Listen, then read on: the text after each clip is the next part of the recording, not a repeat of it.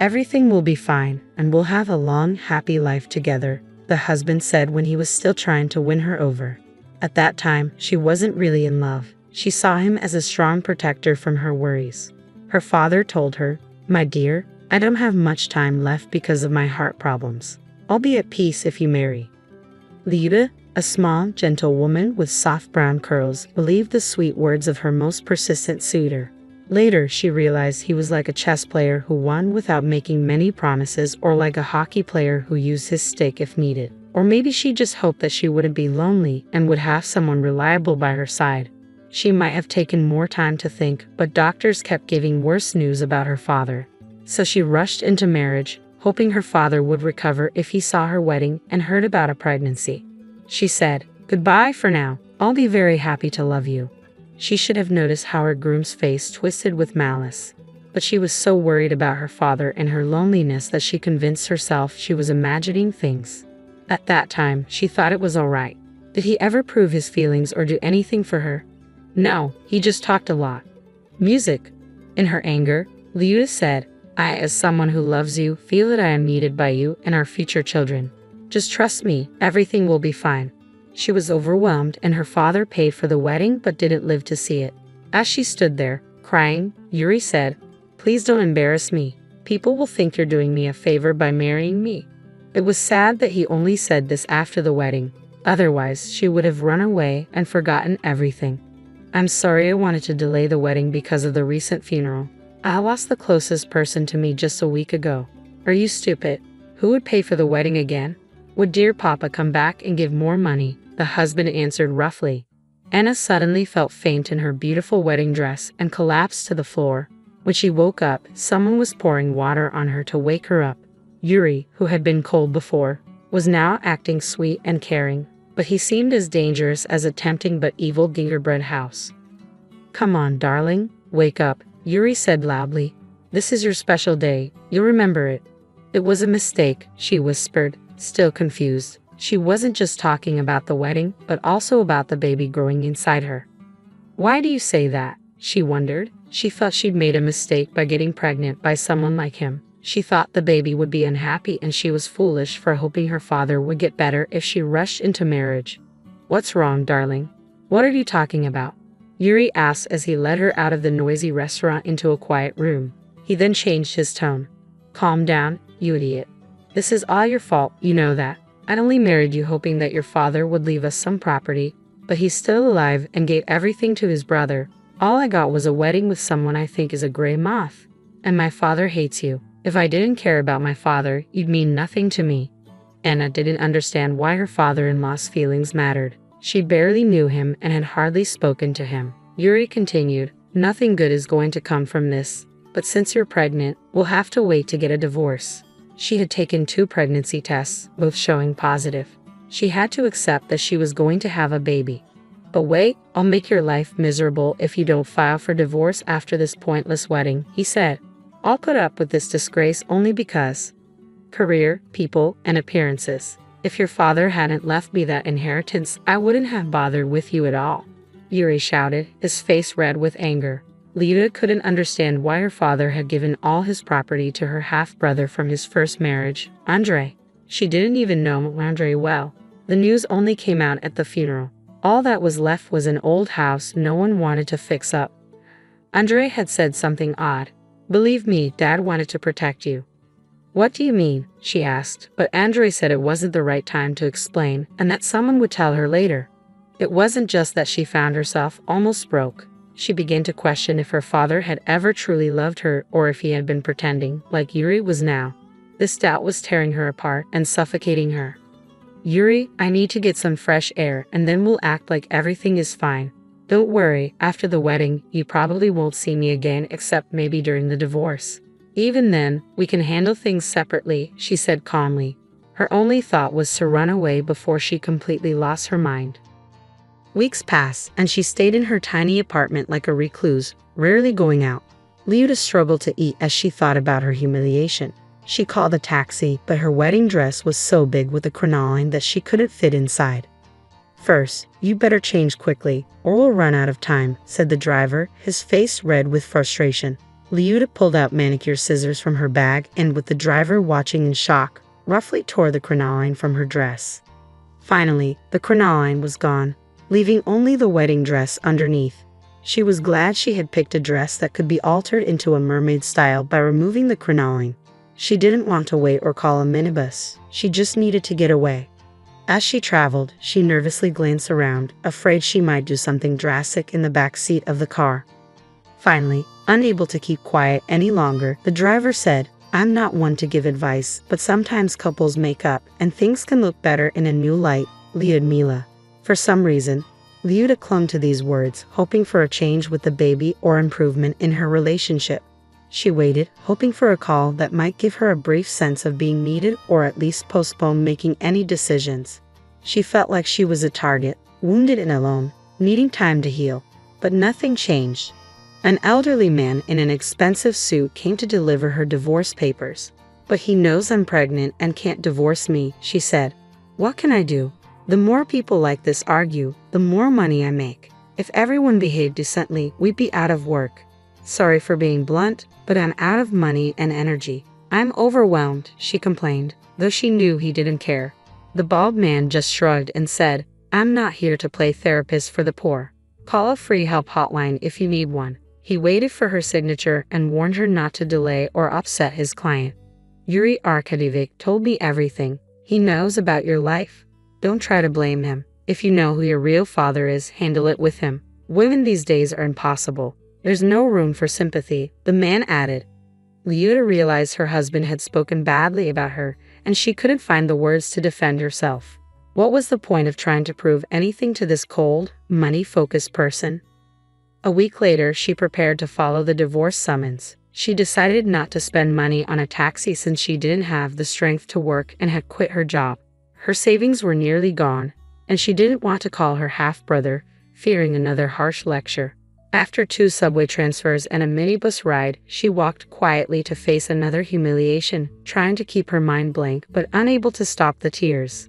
Suddenly, Liuta started to gasp for air and had to sit down on a bench. She had arrived early for her next challenge, and her usual habit of being overly punctual, along with the stress of recent events and her pregnancy, probably contributed to this.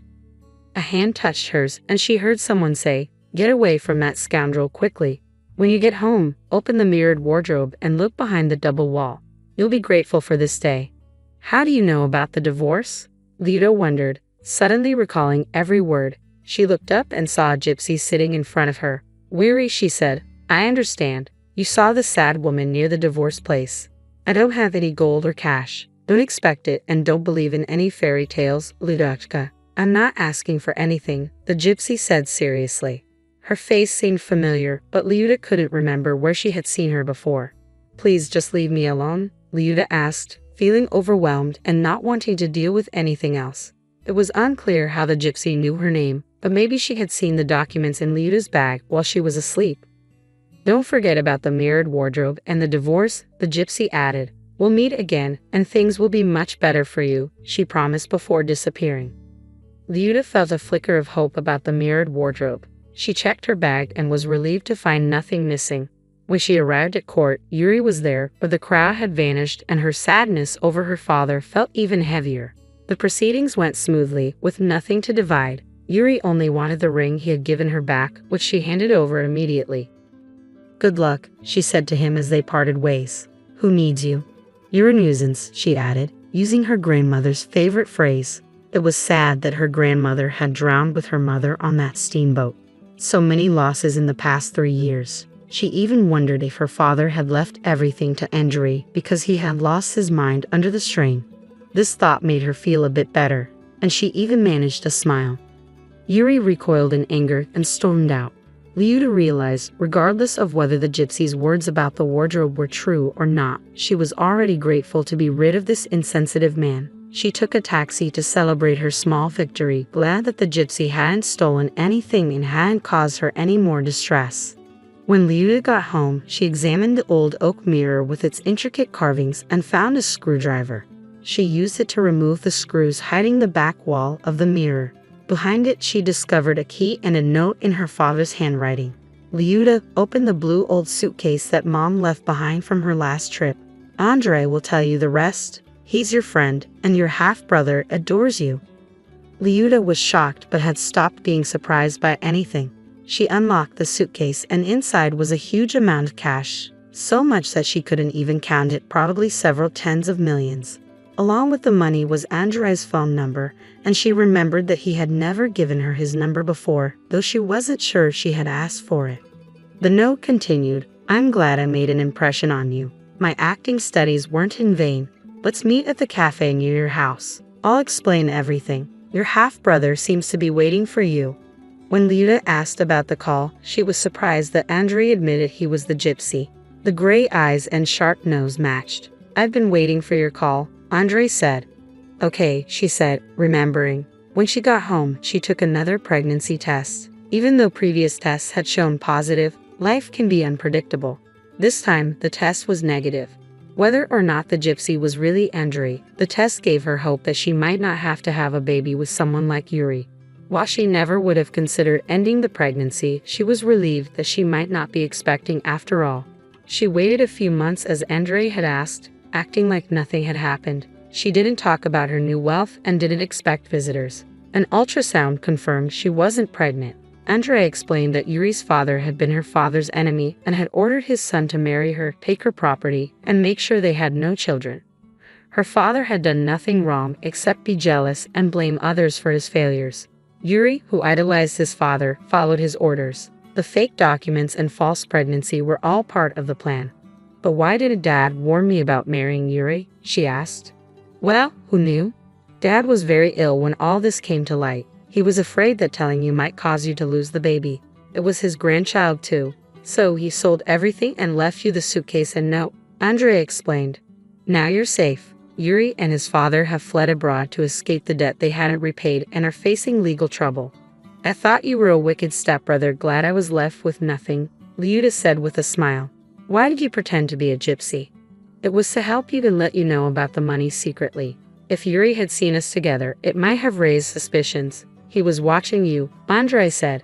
"I studied acting, and by the way, I'm happy to share the success with you. I know my father didn't part on good terms with your mother, but he supported us both. There was no cheating involved, and we stayed friends. Well, I'm going to move to a new apartment. I don't want Yuri coming back and asking about the child who will never be born," Liuta said. "Good idea. You always wanted to be an architect and move to the northern capital, right?" Andre asked. "Yes, you know everything, just like a gypsy," Liuta teased. "Don't say that. I'm a good person, and as I promised, we met, and things are better now," Andre said, sounding like the gypsy again. Liuta sighed with happiness. It wasn't just about the money. She was glad to have found someone reliable and close. Thank you for sticking with the story. If you liked it, please give a thumbs up. All the best to you. I'll give you a kid with developmental disabilities. Scarlett, my son's arrogant wife, said to me. A strong hatred for her stirring up inside me. She doesn't love her own children. She only sees them as tools for making money. My anger towards her reached its peak, and I decided to take my grandchild away from her. Then I'll raise her. I set the condition that she would never be involved with her child again, and arranged for an adoption. 10 years later, Scarlett, triggered by a certain event, came to regret her choices. My name is Grace. I work as a proofreader. A proofreader is someone who checks for errors in manuscripts and layout prints at publishing companies, like for books and magazines. My husband, Henry, is a film director. He's made a name for himself as a capable director, having worked on a wide range of projects from animations to suspense and horror films. We, a creative couple, had one son. He grew up splendidly, found a wonderful wife, and got married. They were blessed with children. But soon after the marriage, our son tragically died in an accident. Losing our only son, Henry and I were engulfed in sorrow. But perhaps it was even harder for Scarlett, our son's wife. At the young age of 33, she became a widow and raised her 2 daughters by herself. Moreover, the girls were twins, and the younger one, Mia, showed signs of developmental disabilities. Her sister is Emma.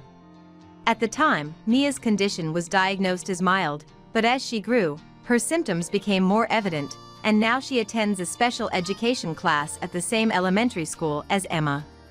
Raising a child with disabilities is no ordinary task. Especially for Scarlett, who lost her husband so early, her days must be incredibly hard.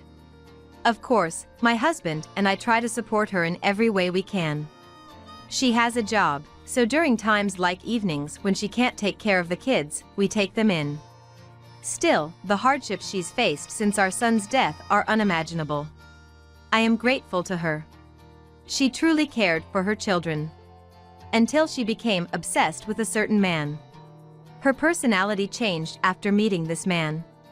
Grace, I'm taking Emma to her piano class, so I'll drop Mia off at your place. I should be there in about 5 minutes. That was a sudden, unexpected call.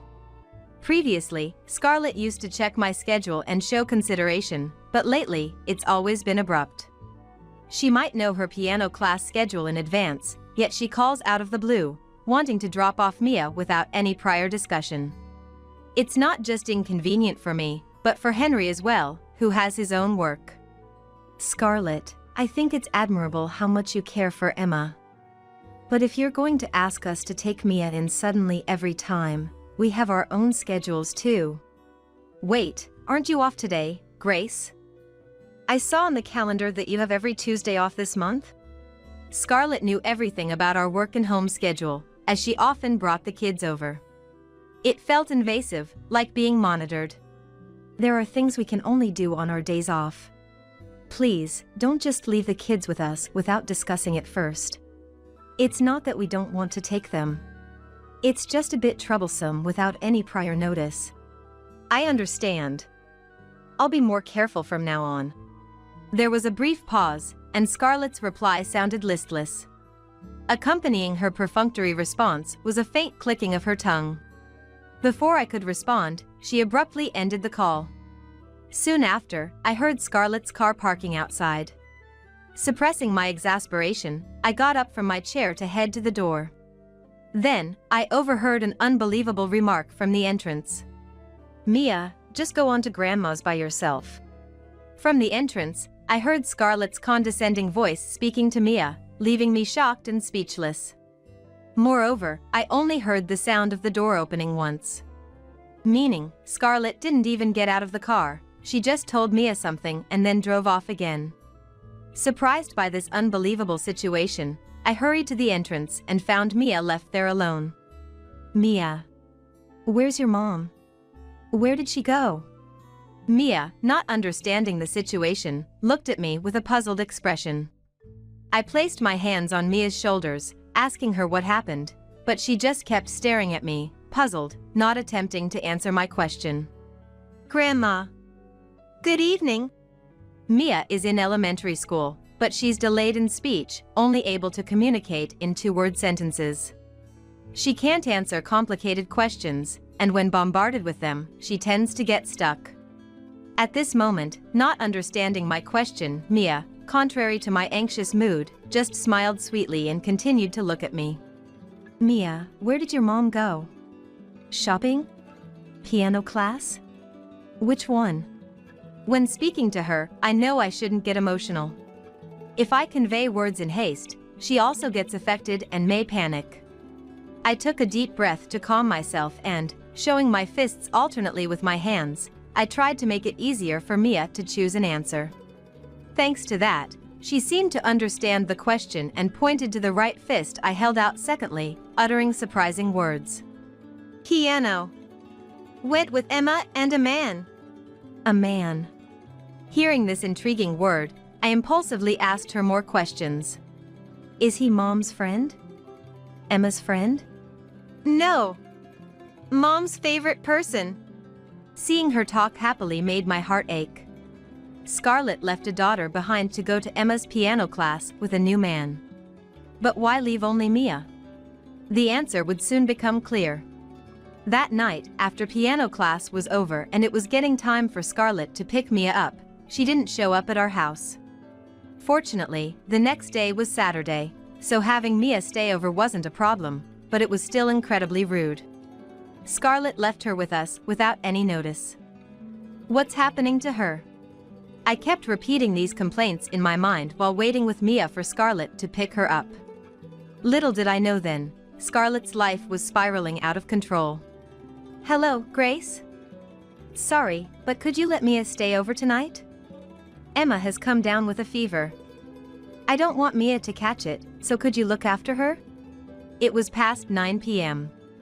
I had finished giving Mia a shower and dinner, and was just waiting for Scarlett to pick her up when she called. Scarlett's voice on the phone didn't sound hurried, just apologetically casual. If I hadn't known the situation from Mia, I might not have doubted her words. But, having heard Mia's earlier story, I couldn't easily believe Scarlett. "All right. We'll take care of her tonight." Realizing my reluctance, Henry, who was playing with Mia, turned to me and said so with a stern expression. I relayed to Scarlett that we would take care of Mia just for tonight. "I understand the situation. But you knew about this sooner, right? How many hours has it been since piano class ended?" "Sorry. I was just about to pick her up when she started looking unwell. I'll be more careful next time." Her nonchalant reply only increased my anger. "From now on, please make sure to contact us in advance. If not, we might find it difficult to take her in the future." "Yes. Thank you so much." She responded sweetly and ended the call unilaterally.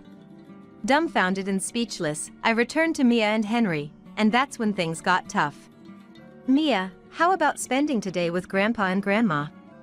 Your mom can't pick you up because she's taking care of Emma who's sick." Maybe the way I said it was not good. Mia, having already decided in her mind that she was going home, got upset when her routine was disrupted. Mia, in a state of panic, began to wander restlessly around, crying and repeating that she wanted to go home.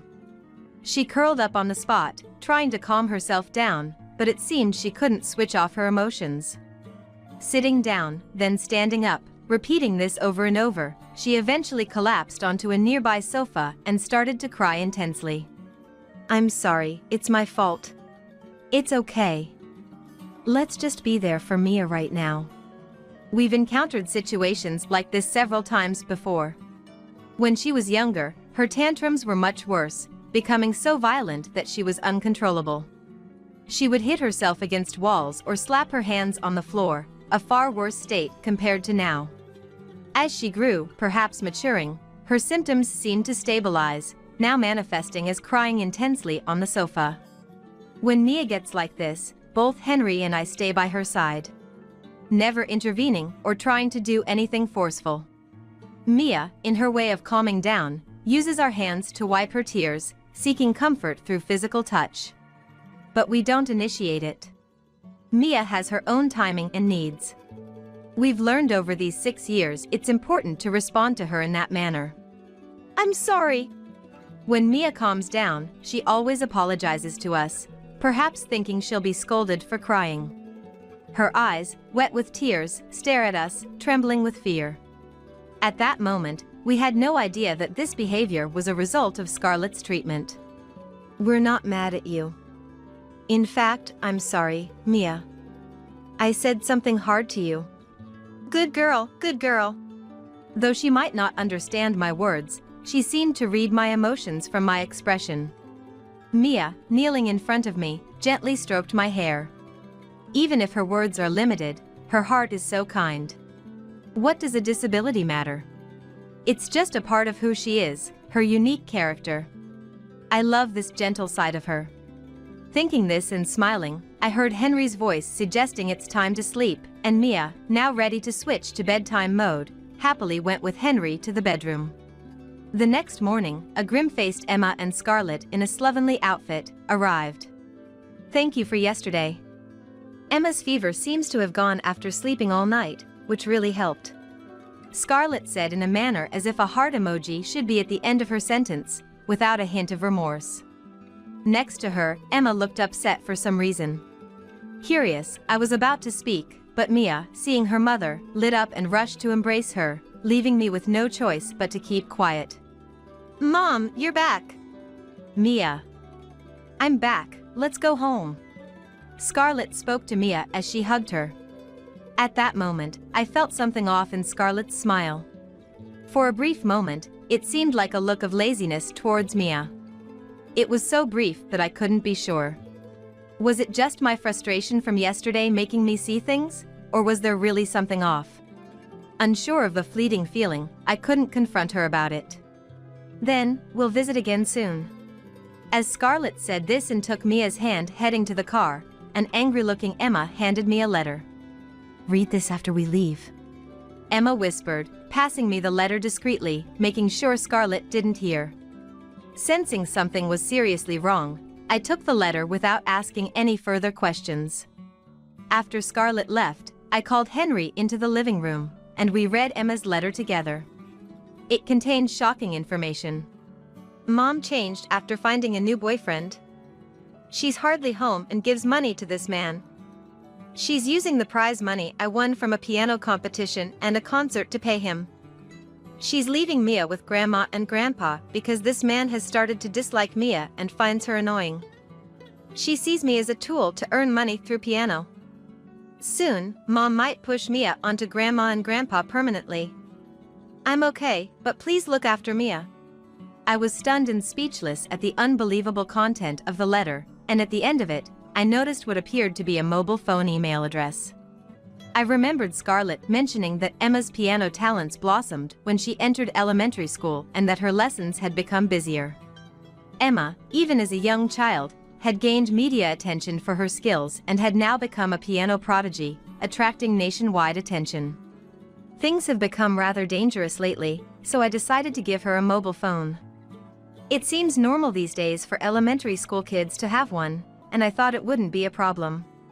If she's receiving media attention, it's a natural concern and precaution for a parent to have. I remember hearing this story and thinking how times have changed. This email address must belong to Emma's mobile phone. Emma is quite a smart girl.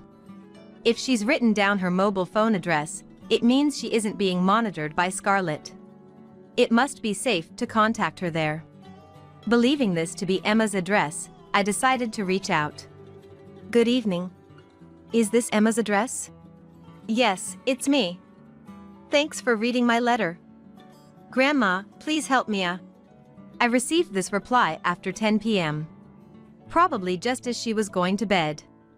I then exchanged several messages with Emma. Tell me more about what's happening. Make sure to delete our messages afterward. Of course. I wasn't really sick yesterday. It was all a lie so Mom could go see her boyfriend. I was left at a friend's house, and Mom went out with him. He seems to be in a band, and Mom's always following him around. She's using the money I earn from piano competitions to spend time with him. I don't really mind, but Mia, she's treated terribly at home. Mia doesn't understand and always smiles, but after being scolded, she cries a lot and is inconsolable. Mom prioritizes her boyfriend over us now. She's happy when I give her money. But as long as Mia is around, Mom will continue to treat her horribly. The boyfriend even said to leave Mia with you and Grandpa. Mia might be happier with you. So please, help Mia. I'll do anything for her. Reading the message to the end, I couldn't stop my tears. Such a young girl, only 6 years old, desperately trying to protect her sister. Especially since she's the same age as her. Sacrificing herself without a second thought. What a terrible mother to make such a young child feel this way. What are you planning to do? You could be in danger too. I'll be okay. Mom needs me as long as I can play the piano. If it gets too much, I'll threaten to quit. I want to become better at piano. If that means using them to my advantage. That man seems well connected in the industry, so I'll use that to my advantage. So don't worry about me. But please, take care of Mia. I can't protect her. Can she really be only 6 years old? Her maturity made me feel her strength. But we never know what might happen. Not to overdo it, to rely on us if things get tough. And to keep in touch without fail. And be careful not to lose contact. I promised her 3 things. I agreed to help Emma. A month later. Scarlett's irresponsible behavior continued, and we were constantly being inconvenienced. But we couldn't let anything happen to Mia. We even started to say that we wanted to take care of Mia ourselves to protect her and keep our promise to Emma. One day, Scarlett came to our house with Mia, asking for a favor. "I might be going abroad soon." "What?" Henry, listening with me, also looked shocked. "Emma's piano teacher thinks highly of her talent. She might get to study with a famous teacher in Italy. If she does well there, she'll become a world-famous pianist. That's why I came to ask if you could take care of Mia. It's impossible to take her abroad." I couldn't help but doubt Scarlett's story. Emma hadn't mentioned anything like this. There was no reason for her to keep such a big secret. I stared at Scarlett suspiciously. "Can you take Mia upstairs? I need to talk to Scarlett alone." Henry seemed to understand from my expression. He took Mia and left the living room. "Tell me the truth." "What?" "Emma going abroad, such a sudden decision isn't plausible, is it? Also, the last time you left Mia with us, a friend of mine saw you walking around town with a man. If you keep hiding the truth unnecessarily, I'll have to take appropriate action. What's the real reason? Tell me the truth." The story about a friend spotting her was a lie. But I thought it necessary to shake her up. Fooled by my words, Scarlett revealed her true colors. "If you already knew everything, you should have said so earlier. There was no need for such an act." "What?" Her sudden change in demeanor took me by surprise. Her tone and attitude were so unbelievable that I couldn't see her as the kind Scarlett I knew. To be clear, Mia is a nuisance. Just saying she has a developmental disability lowers my chances of remarrying significantly. Emma's success does offset that to some extent, but being a mother of a child with disabilities, nobody wants to associate with me. So, for my and Emma's happiness, I want you to take Mia. It's better for Emma to have a father, right? It would be good for my mental health too." Scarlett spoke nonchalantly, without a hint of remorse. I was speechless, unable to comprehend her words. She said something even more surprising. "In short, I'm giving Mia to you. Emma is all I need. You are happy about having a grandchild, so it works out perfectly, right?" She talked about Mia being a useless burden and a financial strain, laughing. I couldn't recognize her as a human being. Mia still loves her as a mother. Mia, so pure and earnest, loves her mother despite the terrible treatment. Thinking of Mia's feelings made me furious at Scarlett's attitude and words. But I didn't want to argue. For us, Mia is a precious remnant of our son. Rather than being raised by such a worthless parent, we wanted to take care of her and make her happy. Calming myself, I responded to her words. "Then, I'll raise her. In return, you'll never see Mia again. I'll tell her that her mother has passed away. For her sake, never call yourself her mother again. Don't ever show up in front of her. Yeah. Do whatever you want. I'm happy to get rid of such a useless child." Scarlett said this, stretched her arms out wide as if relieved, and left our house without telling Mia anything. Thus, Mia came to live with us as our adopted daughter. Of course, the first few months were tumultuous. Mia was distraught over her mother's absence, causing a great deal of mental strain. We reached out to doctor acquaintances, invited specialists to our home, and collaborated with therapeutic institutions, focusing on her support. Thanks to that, a few months later, Mia returned to school and was able to live a more settled life. 10 years later, when Mia was in her first year of high school, an incident occurred. One afternoon, someone repeatedly rang our doorbell. It was a holiday, and we were spending time together as a family. Who could it be, ringing the bell so many times? Irritated by the rude visit, I went to the door and grimaced when I saw who it was through the peephole. "I know you're there. Come out. Give back Mia, you thieving family." There stood Scarlett, whom we had cut ties with 10 years ago, and a flamboyantly dressed man. Possibly he is the boyfriend from the rumors. What's going on? The front door seems noisy. Henry. Scarlett found our house and has come to visit suddenly. What? We had moved to change our lives after cutting ties with Scarlett. We bought a place convenient for our jobs, never expecting she would find us. Henry and I exchanged looks, wondering what to do. It's okay, Grandma, Grandpa. Let them in. I want to settle things with that person. Mia was now 16. Her developmental disability had stabilized, and she could communicate normally. Though she still had intense fixations and could get absorbed in things, these traits helped her succeed in a certain venture. You're late. If you're inside, just let us in quickly. Scarlett had changed into a completely different person from the one who used to live with our son. As soon as she entered our house, she sat down next to a man on the sofa, crossing her arms and legs in an arrogant manner and glaring at us, clearly in a bad mood.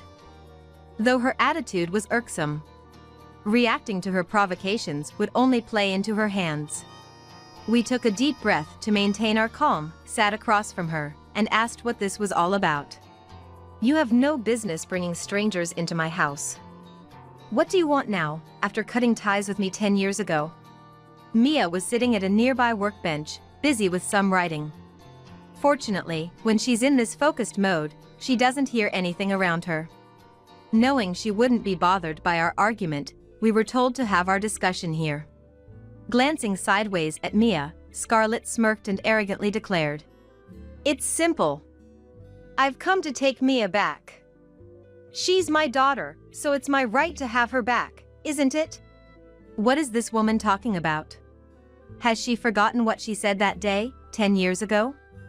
Lost for words at Scarlett's absurd thinking, a stern-looking Henry addressed her in a low voice. You said you didn't want Mia and discarded her.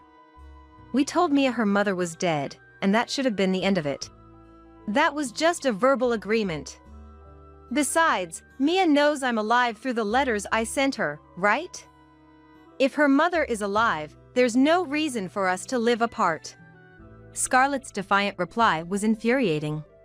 She had bombarded our home with letters once she learned of Mia's talent and even showed up at her school to make her presence known. Do you have any idea how much pain your selfish actions have caused Mia? Scarlett's actions had recklessly stirred up Mia's emotions. Believing her mother was dead, Mia was so disturbed by this revelation that she couldn't even go to school for a while. However, thanks to her friends and a certain child, she gradually recovered and was able to return to her normal life. I'm telling you, I'll take proper care of her from now on. So hand over Mia to me. Enough already. Scarlett, eager to justify herself and demand Mia's return, was interrupted by Mia herself. Mia threw a pen at near Scarlett's face, and she stepped up to Scarlett, shaking her fist in anger.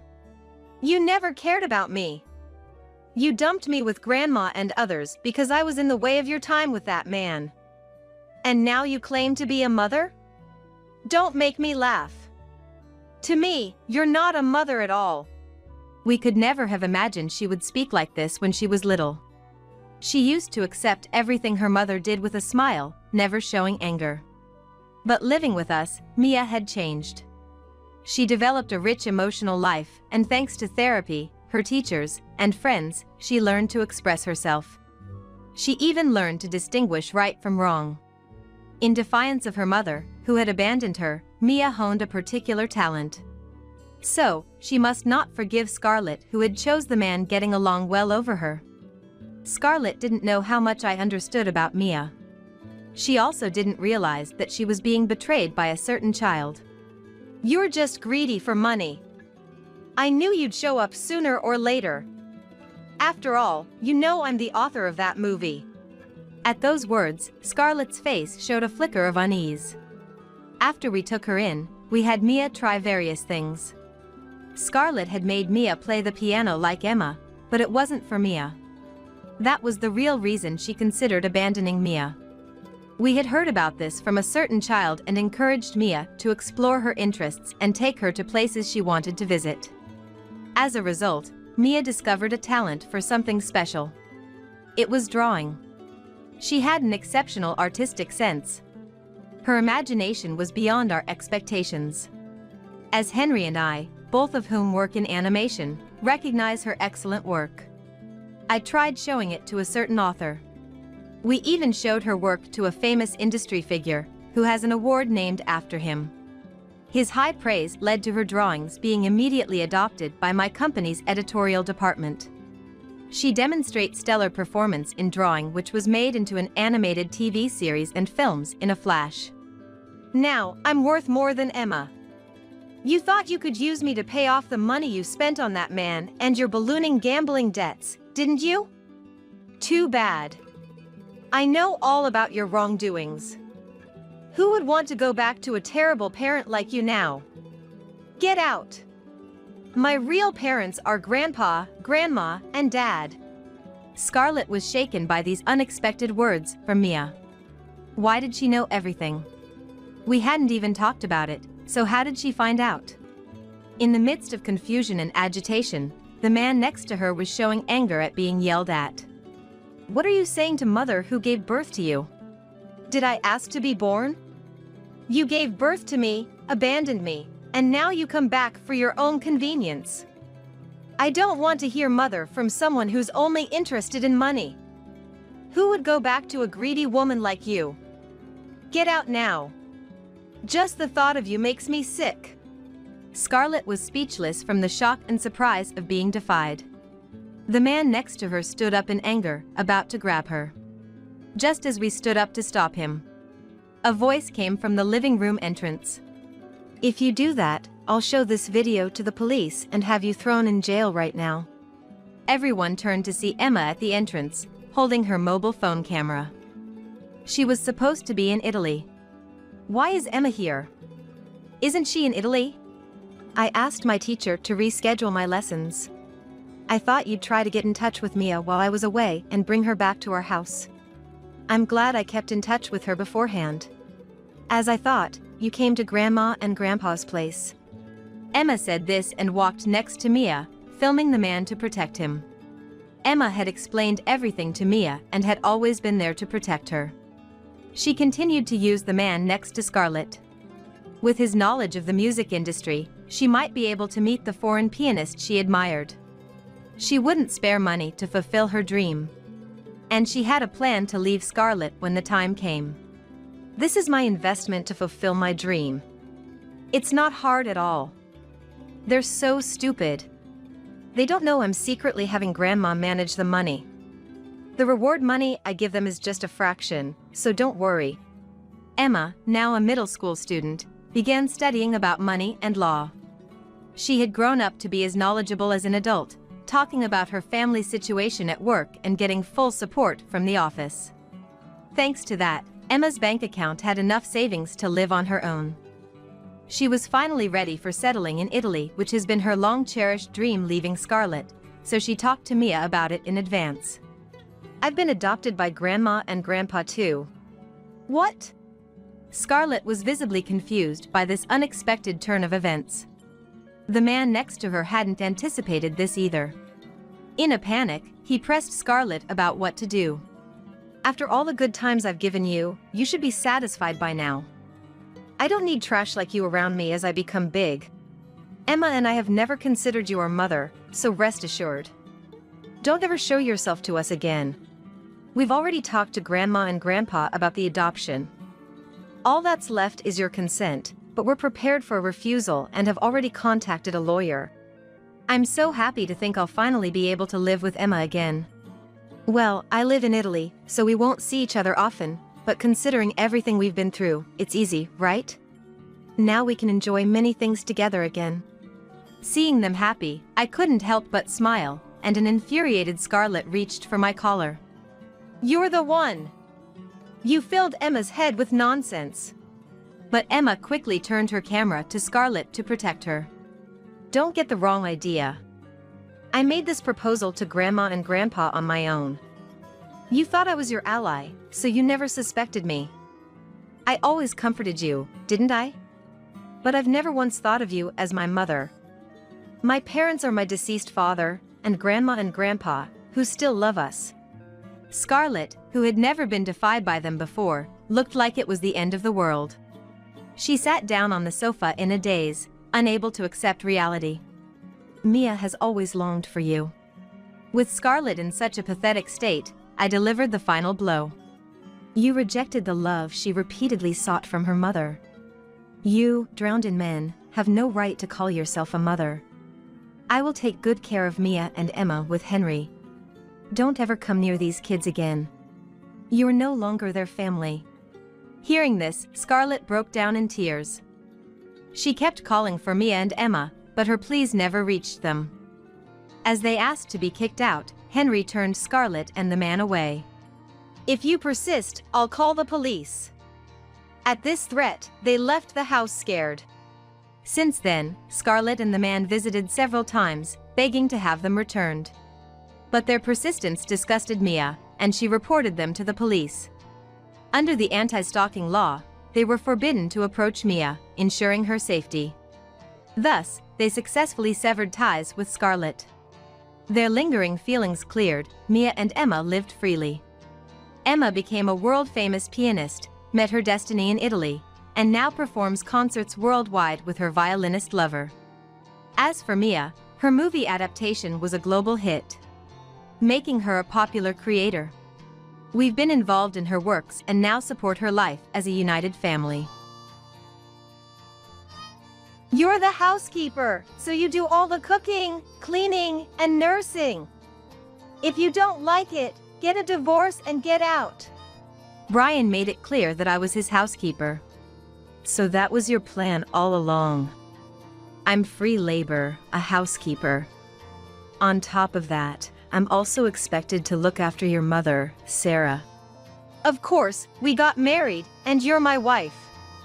You're not cut out for it if you don't like it. Pack your bags and leave, I can divorce you anytime. It must have been his final warning. Brian said it with a nasty smirk. Listen, I'm an elite from a prestigious company. You're only just getting by with that pathetic business, thanks to me. Remember that. All right, then. I whispered, and it seemed to reach Brian. As long as you understand. Remember, do as I say. Without responding, I turned my back on Brian and muttered quietly again. Then consider yourself fired. What? As a result of my actions, my elite husband. My name is Helen. 30 years old. I own a restaurant. People say it's impressive to be an owner at this young age, but the place was originally my father's, and I just took over.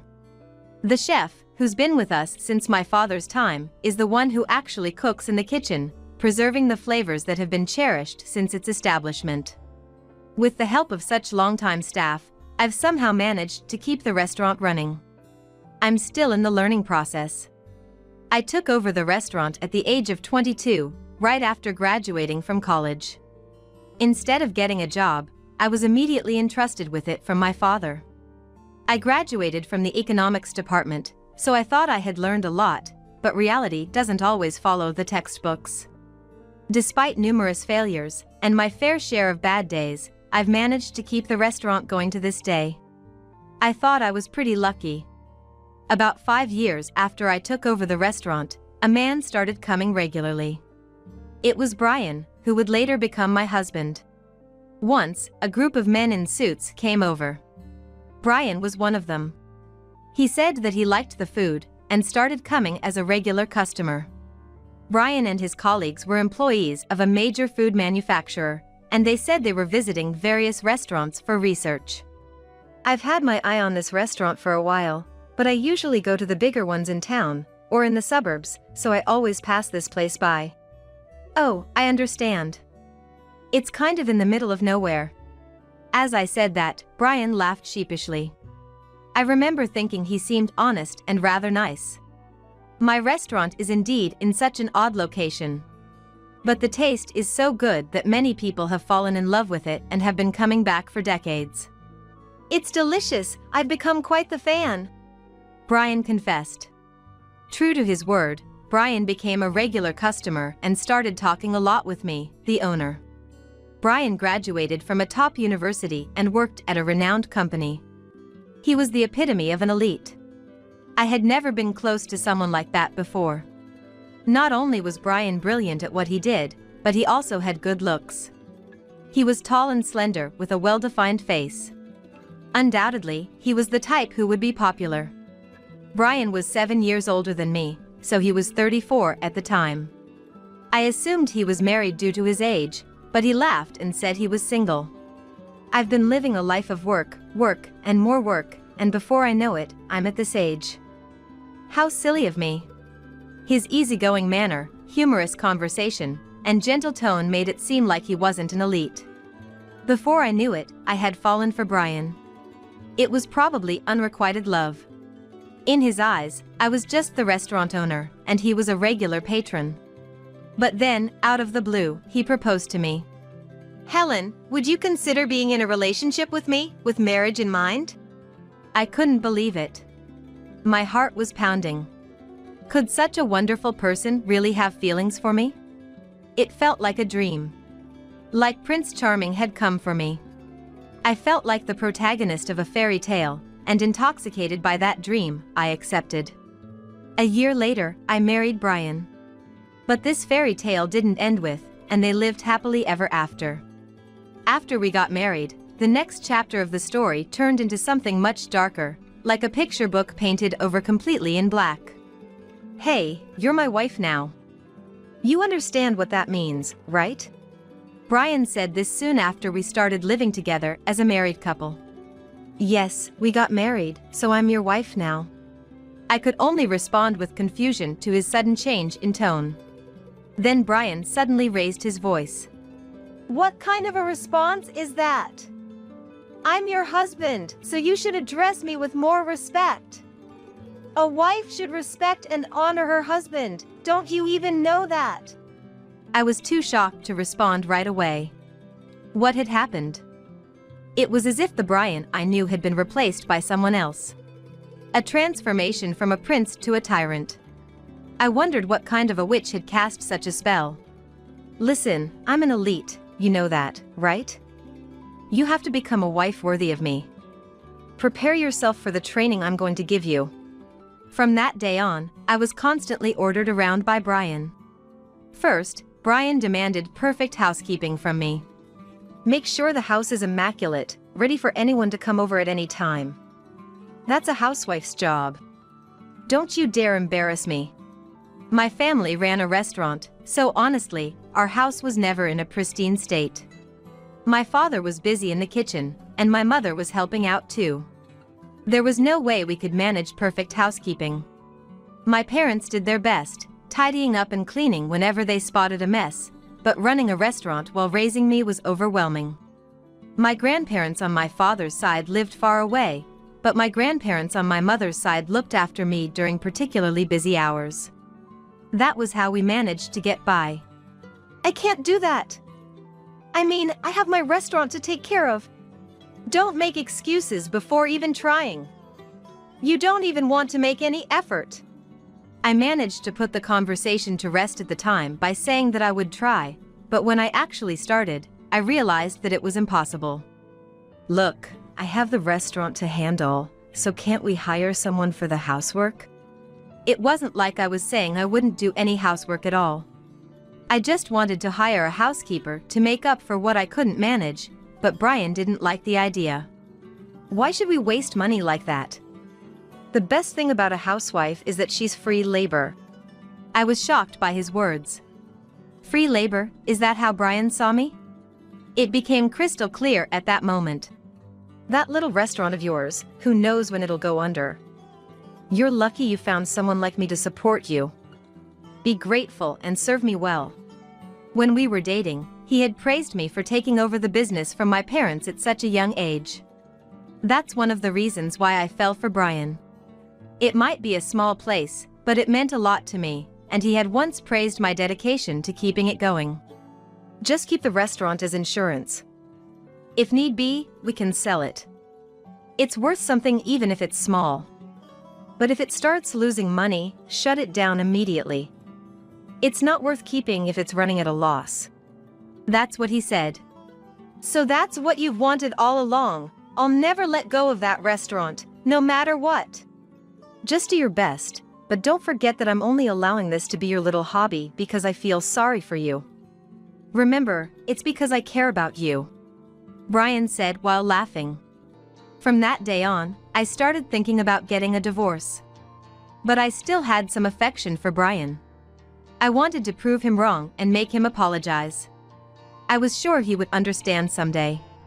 I worked like a horse with these mixed feelings. Indeed, it's a small restaurant, sustained mostly by regulars. Nowadays, most people opt for chain restaurants which offer the same taste wherever you go. That's why big chains thrive. But there will always be those who seek a nostalgic taste. That's why I want to keep the restaurant going. That desire never fades. While maintaining a seemingly peaceful marriage on the surface, I worked hard for the day I would prove Brian wrong. And to that, Brian half mockingly, half amusedly would say, "Wow, you're really trying hard, still keeping that restaurant going, huh? I thought it would fail soon." Well, as long as you take care of the house, you can keep going. I was already doing it without being told. Every morning, I'd wake up early to prepare breakfast for Brian, wake him up, and see him off, then rush out of the house. I'd spend a busy day at the restaurant, and then after closing, I'd shop for groceries, come back home to cook dinner, and clean. When Brian returned, I'd serve him dinner, get ready for a shower, do the laundry, prepare for the next day, and take care of anything else left to do. I was cutting back on sleep, scheduling every day tightly to manage everything without wasting a moment. If the house ever gets messy, I'll make you close down the restaurant immediately and sell it. Brian was probably waiting for that day. I could feel it. Perhaps he married me intending to have a housewife with assets who provides housekeeping services for free.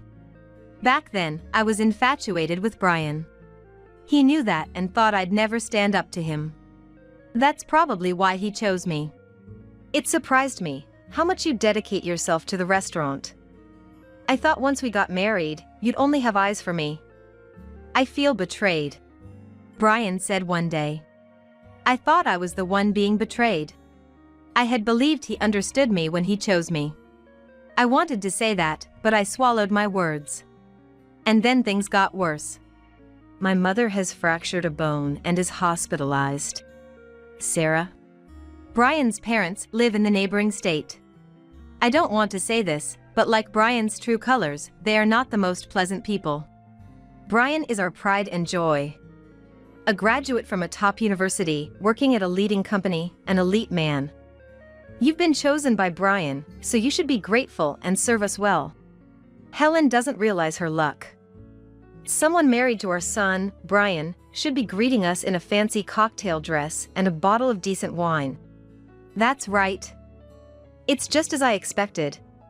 A daughter of a restaurant owner must be poorly educated. That was the first thing they said to me when we met. Not only were they rude to me, but they insulted my parents too. I was about to say something back when my anger got the better of me, but Brian intervened to settle the matter, so I decided to keep my mouth shut for the moment. Come now, Helen is still young. It's understandable that she lacks in certain areas. Think of it as having a potential to grow. I should have realized the true nature of this family at that point, but back then, I was convinced that Brian was protecting me, and that he was on my side. After that, my in-laws continued to make snide remarks every time something happened. I can't believe Brian married a restaurant owner's daughter. Right, someone like Brian could have married a daughter of a CEO or an executive. Think about that, Helen. Be a good daughter-in-law to us. My in-laws seemed to think that only those working in big corporations like Brian were successful, and anyone in other professions, especially the service industry, were second-class citizens. But even so, Sarah's injury is unfortunate. I'd have to at least pay her a visit. But then Brian said something shocking. It's a femur fracture. She'll need hospitalization and rehabilitation for a while after surgery. Can you look after her? Wait, but aren't hospitals still enforcing visitation restrictions? I can maybe visit or bring something, but looking after her might not be allowed, right? Who said anything about the hospital? I mean after my mother is discharged and comes to live with us. It took me a moment to understand what he meant. As I was silently pondering, Brian dropped the bombshell. Don't be dense. Once my mother is discharged, she's moving in with us, along with my father. What? You have a problem with that? Of course, it was a problem. Even the thought of living alone with Brian was unbearable, let alone with his parents too. I can't take care of Sarah, I said firmly. I have my restaurant to run. It's impossible. Professional care would be best for her. Why should we pay for that when you're here? Then, close down the restaurant. Sell it and use that money for the family. Brian made an outrageous demand. I won't sell the restaurant. And I won't take care of Sarah. You're the housekeeper, so you do all the cooking, cleaning, and nursing. If you don't like it, get a divorce and get out. Brian made it clear that I was his housekeeper. So that was the plan all along. I'm free labor, a housekeeper. On top of that, I'm also expected to look after your mother, Sarah. Of course, we got married, and you're my wife. You're not cut out for it if you don't like it. Pack your bags and leave, I can divorce you anytime. It must have been his final warning. Brian said it with a nasty smirk. Listen, I'm an elite from a prestigious company. You're only just getting by with that pathetic business, thanks to me. Remember that. All right, then. I whispered, and it seemed to reach Brian. As long as you understand. Remember, do as I say. Without responding, I turned my back on Brian and muttered quietly again. Then consider yourself fired. What? Brian didn't hear it clearly and asked again, but I didn't bother repeating myself. I need to get things ready, so I can't do it right now. Fine, there's still time before my mother is discharged. They say she needs at least a month in the hospital. If you're ready by then, that's fine. Brian must have thought I had agreed and went to the bedroom, satisfied. I had been preparing for this for 2 years. Everything had been for this very moment. But even so, I still had hope. That Brian would return to the man he was before we got married. I didn't want to believe that the person I loved so much, that those happy days, were a lie. That's what I thought. But all my hopes were shattered. I had to make up my mind. I was ready. Hello, it's Helen. No, it didn't work out. It can't be helped. Let's take action. I made a call to someone, ready to move forward. A month later, an article made it to the front page of the economics section of the newspaper. The story was that the food manufacturer for which Brian worked for was about to be acquired by a restaurant group in a large stock buyout. What the hell is this? In frustration, Brian yanked the newspaper from side to side, tearing it in half. This is a joke. We're a leading company. And now they're selling us out to some stupid restaurant group. Brian crumpled the torn newspaper and hurled it against the wall. Damn it, what's gonna happen? This can't be true. Brian turned on the TV as if waking from a nightmare, only to see the same news. It seemed the acquisition was real. Damn it, how did it come to this? Brian slumped down on the sofa and ruffled his hair in frustration. There's nothing we can do about what's already happened. Here, take this. What's this? Brian looked at what I offered him and his eyes widened in shock. He seemed very surprised. What is this? It's a divorce petition. I can see that. What the heck do you think you're doing giving me this? Brian crumpled the divorce papers and threw them too. That too, after the newspaper? No matter how much you crumple it, nothing will go back to how it was. Why do you want a divorce? I demand an explanation. Are you kidding? Have you forgotten? You're the one who mentioned it. Brian went silent, likely remembering his own words. I won't take care of Sarah or live with your parents. If you don't like it, get a divorce. Those were your words, right? I did say that. But well, I was bluffing, thinking you wouldn't listen to me otherwise. So it was a threat. Brian didn't respond. I married you because I loved you. I trusted you. But you deceived me and betrayed me repeatedly. That's why I've decided to get a divorce. I took another divorce petition from the file and placed it in front of Brian. I have spare copies, so feel free to crumple that too. If I run out, I can get more or download it and print it out. We live in such convenient times. Brian stared at the divorce petition placed before him again. This is a lie, right? He looked at me with pleading eyes. No, it's true. This is reality. You're not that kind of woman, right? You wouldn't do something so cruel when I'm so vulnerable.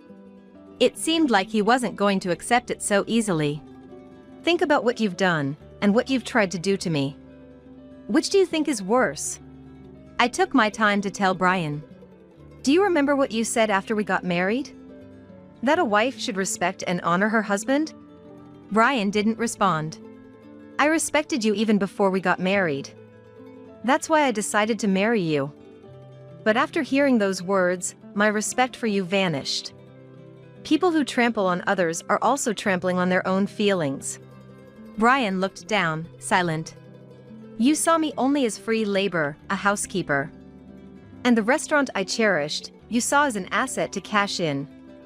I realize that, but still, I loved you. Helen. Brian looked up at me with hope. I'm sorry. I didn't realize you cared about me so much. That's why I acted harshly. Please forgive me. Brian held my hand, tears streaming down his face. I'll change, I promise. Give me another chance. I'll treasure you this time. I'm sorry. I pulled my hand away from Brian's. Why not? We loved each other, didn't we? We can still make it work. No, it's too late. I've lost all faith in you. That's why I decided to acquire your company. What? Brian looked at me, bewildered. The big restaurant group that acquired your company, with 1,900 full-time employees, I'm the president of that company. Unfortunately, I'm letting you go. No, this isn't the time for jokes. What are you talking about? Have you lost your mind? Brian half laughed, but it was the truth. Never mind that for now. Here, take this. Brian took the envelope I handed him with confusion, then screamed in disbelief as he checked the contents. What's this? It was evidence of Brian's affairs. There were documents from a private investigator and numerous photos. A female employee in the secretarial department, a subordinate's wife, a recent college graduate, a woman from a business partner, a girl from a club, and who else? The list was astonishingly long. Brian is attractive. And with his elite status, it's no surprise women flocked to him. Amazing, isn't it? Your affairs are too many to count on both hands. I'll be seeking compensation for all of them, from you and the women involved. Hey! What? Brian, looking at the documents and photos, turned pale and trembled.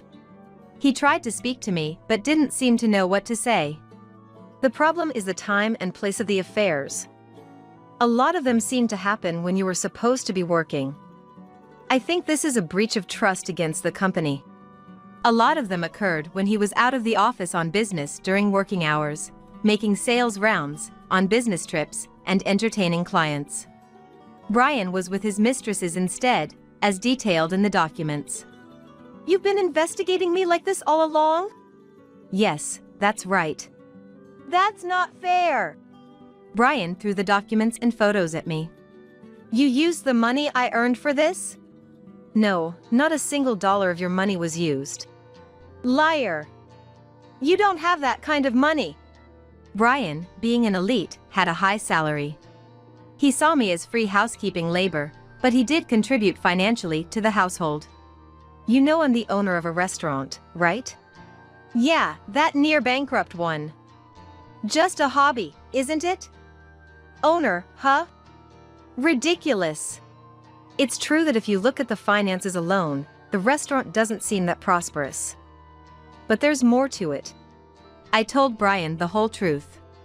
That restaurant was for gathering information. I was researching the current trends, what sells, and things like that. That restaurant, established by my parents, was the first of many. Now, it's a major chain with locations not just in America, but abroad too. The company that acquired Brian's workplace was the parent company of that restaurant chain. This must be a lie. It is not a lie. The location of the original restaurant was ideal for market research. The first restaurant thrived mainly due to my father's skills. But the reason we could expand was due to understanding customer preferences. You never talked about your family business like this before. You tricked me. I didn't trick you.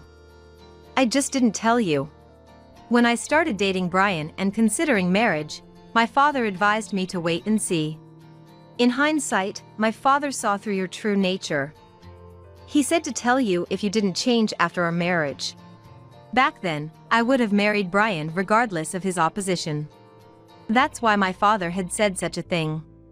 And what I told Brian when we married wasn't a lie.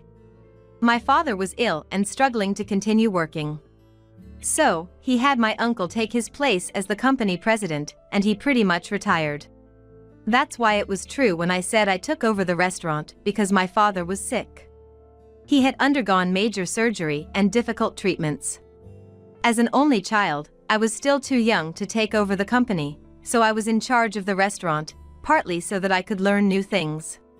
My business degree couldn't make up for my extreme lack of experience. I was told that if I failed to run the restaurant, I wouldn't be acknowledged as the successor. So, I worked hard to continue my father's legacy and earn his approval. My father probably warned me to keep quiet, fearing the business might be taken over or ruined by a bad marriage. But I thought Brian was different, and I wanted to prove I could be honest with him. That's why I remained silent. Well, I was disappointed. My father even told me that if Brian wasn't the man I thought, I should resolve it by myself. Of course, that's what I should do. There was no way I could run such a large corporation if I couldn't handle something as small as this. So, I've lived these past 2 years thinking about how I would make you regret it if you didn't show any remorse. Though, at the same time, I hoped you'd change your ways. I sighed, picked up my mobile phone, and made a call. The person on the other end answered right away, so I just said what I needed to and hung up. Immediately, the bell to the front entrance rang, so I unlocked it to let the visitor in. Who's that? Just watch. Soon the doorbell rang, and I invited the guest in. The company president. It was the former president of the company Brian worked for, soon to be mine. The former president bowed stiffly to me. Please proceed. The former president silently handed Brian a document.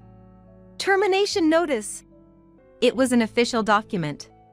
Brian was being fired for misconduct, including meeting women during work hours and charging personal expenses as business entertainment. In exchange for firing Brian, I promised the former president that he could continue as the company's president, and he agreed to the condition. Even minor misdeeds can accumulate into a major offense. What you did constitutes a serious breach of trust. It's only fair that you're dismissed. Brian stood in shock, but I had no intention of letting him off the hook. If you understand, would you please leave now? Why should I? This is my house. This place is rented, right? The landlord says you can't stay here anymore. He doesn't want to rent it to you. Brian looked completely confused. I decided to elaborate further. I bought this apartment. And you seem to have forgotten, but the lease was only until last month. So, you no longer have the right to live here. I don't plan on renewing the contract. Brian was speechless. We'll have to decide on asset division and who gets which furniture, but for now, I don't want to see your face. Could you go back to your parents' house? Sarah is about to be discharged from the hospital, isn't she? Sarah was scheduled to be discharged in a few days after a month-long stay in the hospital. Go back and prepare for Sarah's return. We'll communicate through our attorneys about what comes next. Please take him with you. I handed Brian over to the former company president. If you come back, I'll report you for trespassing. Even though we're not officially divorced yet, if the landlord says no, it's a no. Brian left the room with the former company president silently. There was still more work to be done, but I have reached the end of a chapter. After Brian went back home, I started receiving calls persistently from my in-laws, having heard about the divorce. Helen, you're so amazing. Why didn't you tell us? You truly are our son's wife. We are so proud of you. Getting a divorce must be a joke, right? Helen, you loved Brian so much. Can't you forgive a fling or two? That's just men being men. At first, they were arrogant, but when they realized my resolve to get a divorce was firm, they resorted to threats. You got Brian fired. What are you going to do about that? We'll demand compensation. What you did is unthinkable for our son's wife. Hiring a detective to investigate your husband's behavior, imagine how it would affect your reputation if it gets out. When I confidently told them to go ahead with claiming compensation and leaking information about me, they finally shifted to begging. Helen, I'm really sorry. It felt like you took Brian away from me, and I acted spitefully. Please understand. What are we supposed to do if you leave us? I apologize if I upset you. So, please forgive Brian. If you can't forgive him, how about just us? We were family once, after all. Of course, I refused everything they had said to me. I've said it over and over again, but I'm divorcing Brian. If you keep pestering me, I'll report you to the police and consider taking legal action. After consulting with my attorney, we sent them a formal warning, and they finally stopped contacting me. I made sure Brian paid the compensation. And I ensured it was paid from the assets we divided. Luckily, his high salary meant he had savings. Now jobless and without savings, he's back living with his parents. He found a job in the service industry that he once looked down upon, working from early morning till late at night. Considering he had affairs with other men's wives, he's also facing compensation claims from their husbands. I hope he works hard and pays it all off, no matter how many years it takes. I talked to the women with whom he had cheated. All of them apologized, saying they weren't serious and were just in it for Brian's money and elite status. While I had anticipated this, any relationship with a married person, regardless of the reason, is a legal offense and can be subject to a lawsuit. I made sure these women understood the severity of their actions by legally requiring them to pay compensation. Hopefully, this will be a lesson, and they won't repeat the same mistake. After that, I officially took over as the company president from my uncle. I appointed my uncle as the chairman to continue receiving his help and advice. Although my father's condition has stabilized, he's not in a state to work. But seeing me take over the company, he started seeing to bring him peace, and his spirits noticeably improved. Occasionally, he still offers his thoughts and advice, which I value greatly. I hope my parents live as long as possible. Right now, that's my greatest wish. I've caused them so much worry by getting involved with such an awful man. I gave my parents a lot of trouble, but I resolved my problems all on my own. That seemed to make my father approve of me as a manager.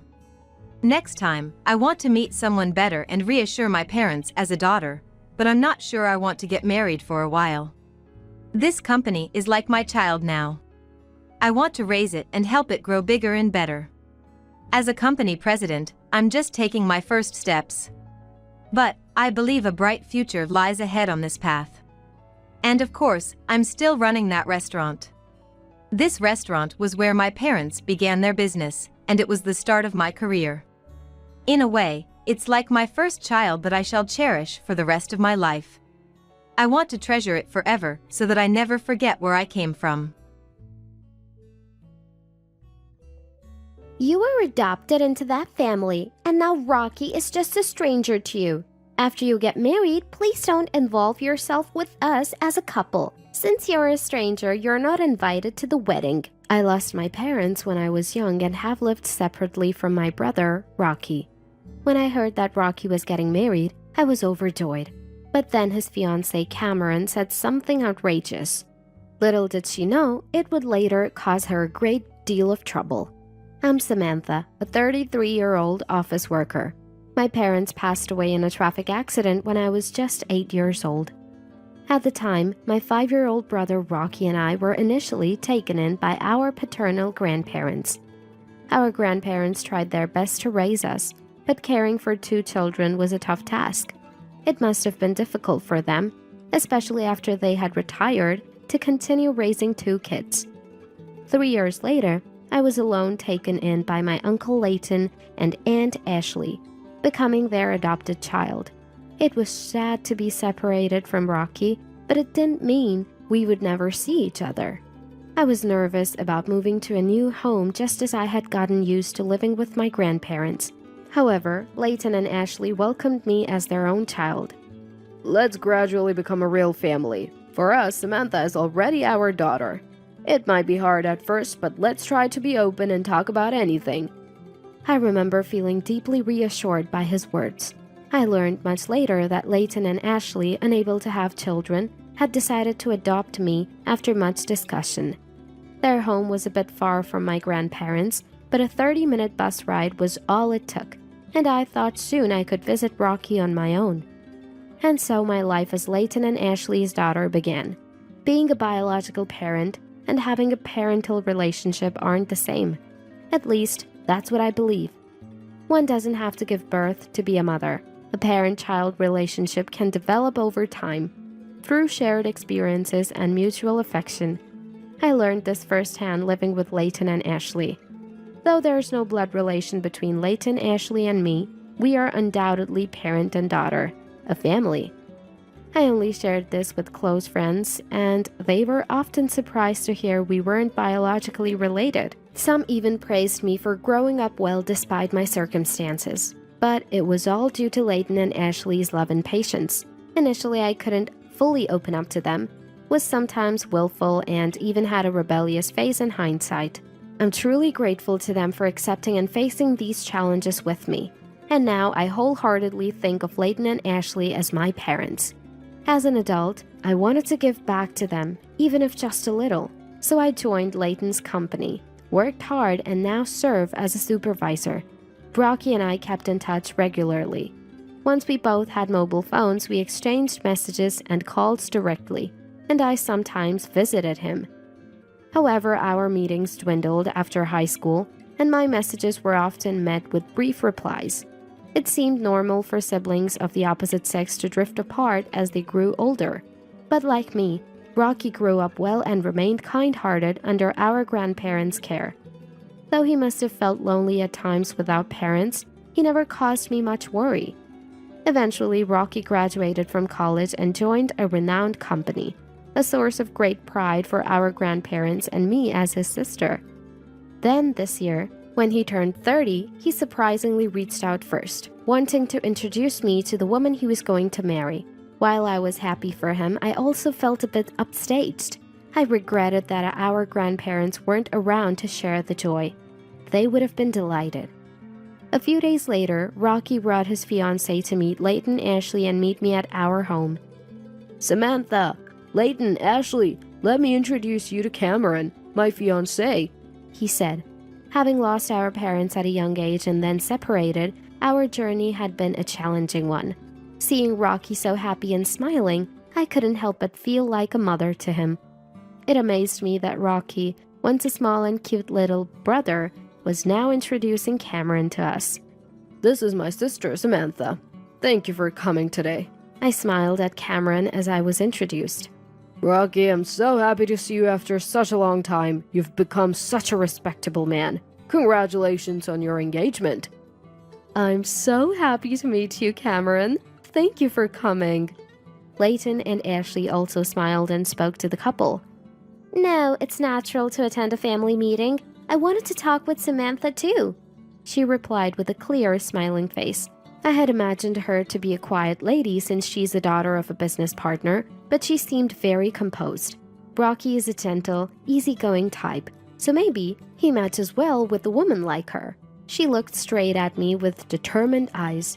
That day, we introduced ourselves to each other and had a casual conversation with Layton and Ashley over some cake. Samantha, are you single?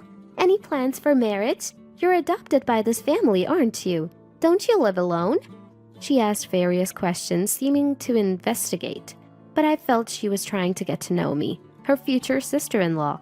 I was pleased when she wanted to exchange contact information when leaving. Later, she contacted me to meet at a cafe, and I felt ticklish, thinking this is what it's like to have a sister. However, my lighthearted mood was about to be abruptly overturned. As we started drinking coffee face-to-face, Cameron began, I wanted to talk with Samantha alone today. Sure, thank you. It's just us girls here, so if you have any complaints about Rocky or anything hard to say, feel free to tell me. That's not what I want to talk about.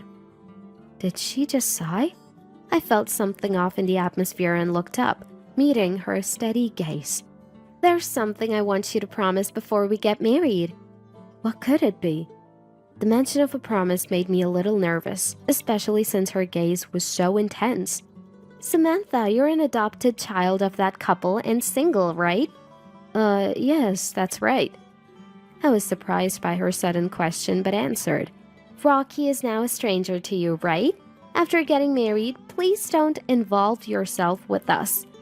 What? I was so shocked that I let out a foolish sound. We won't invite you to the wedding since you're a stranger. What? Wait, just a minute. What is she saying?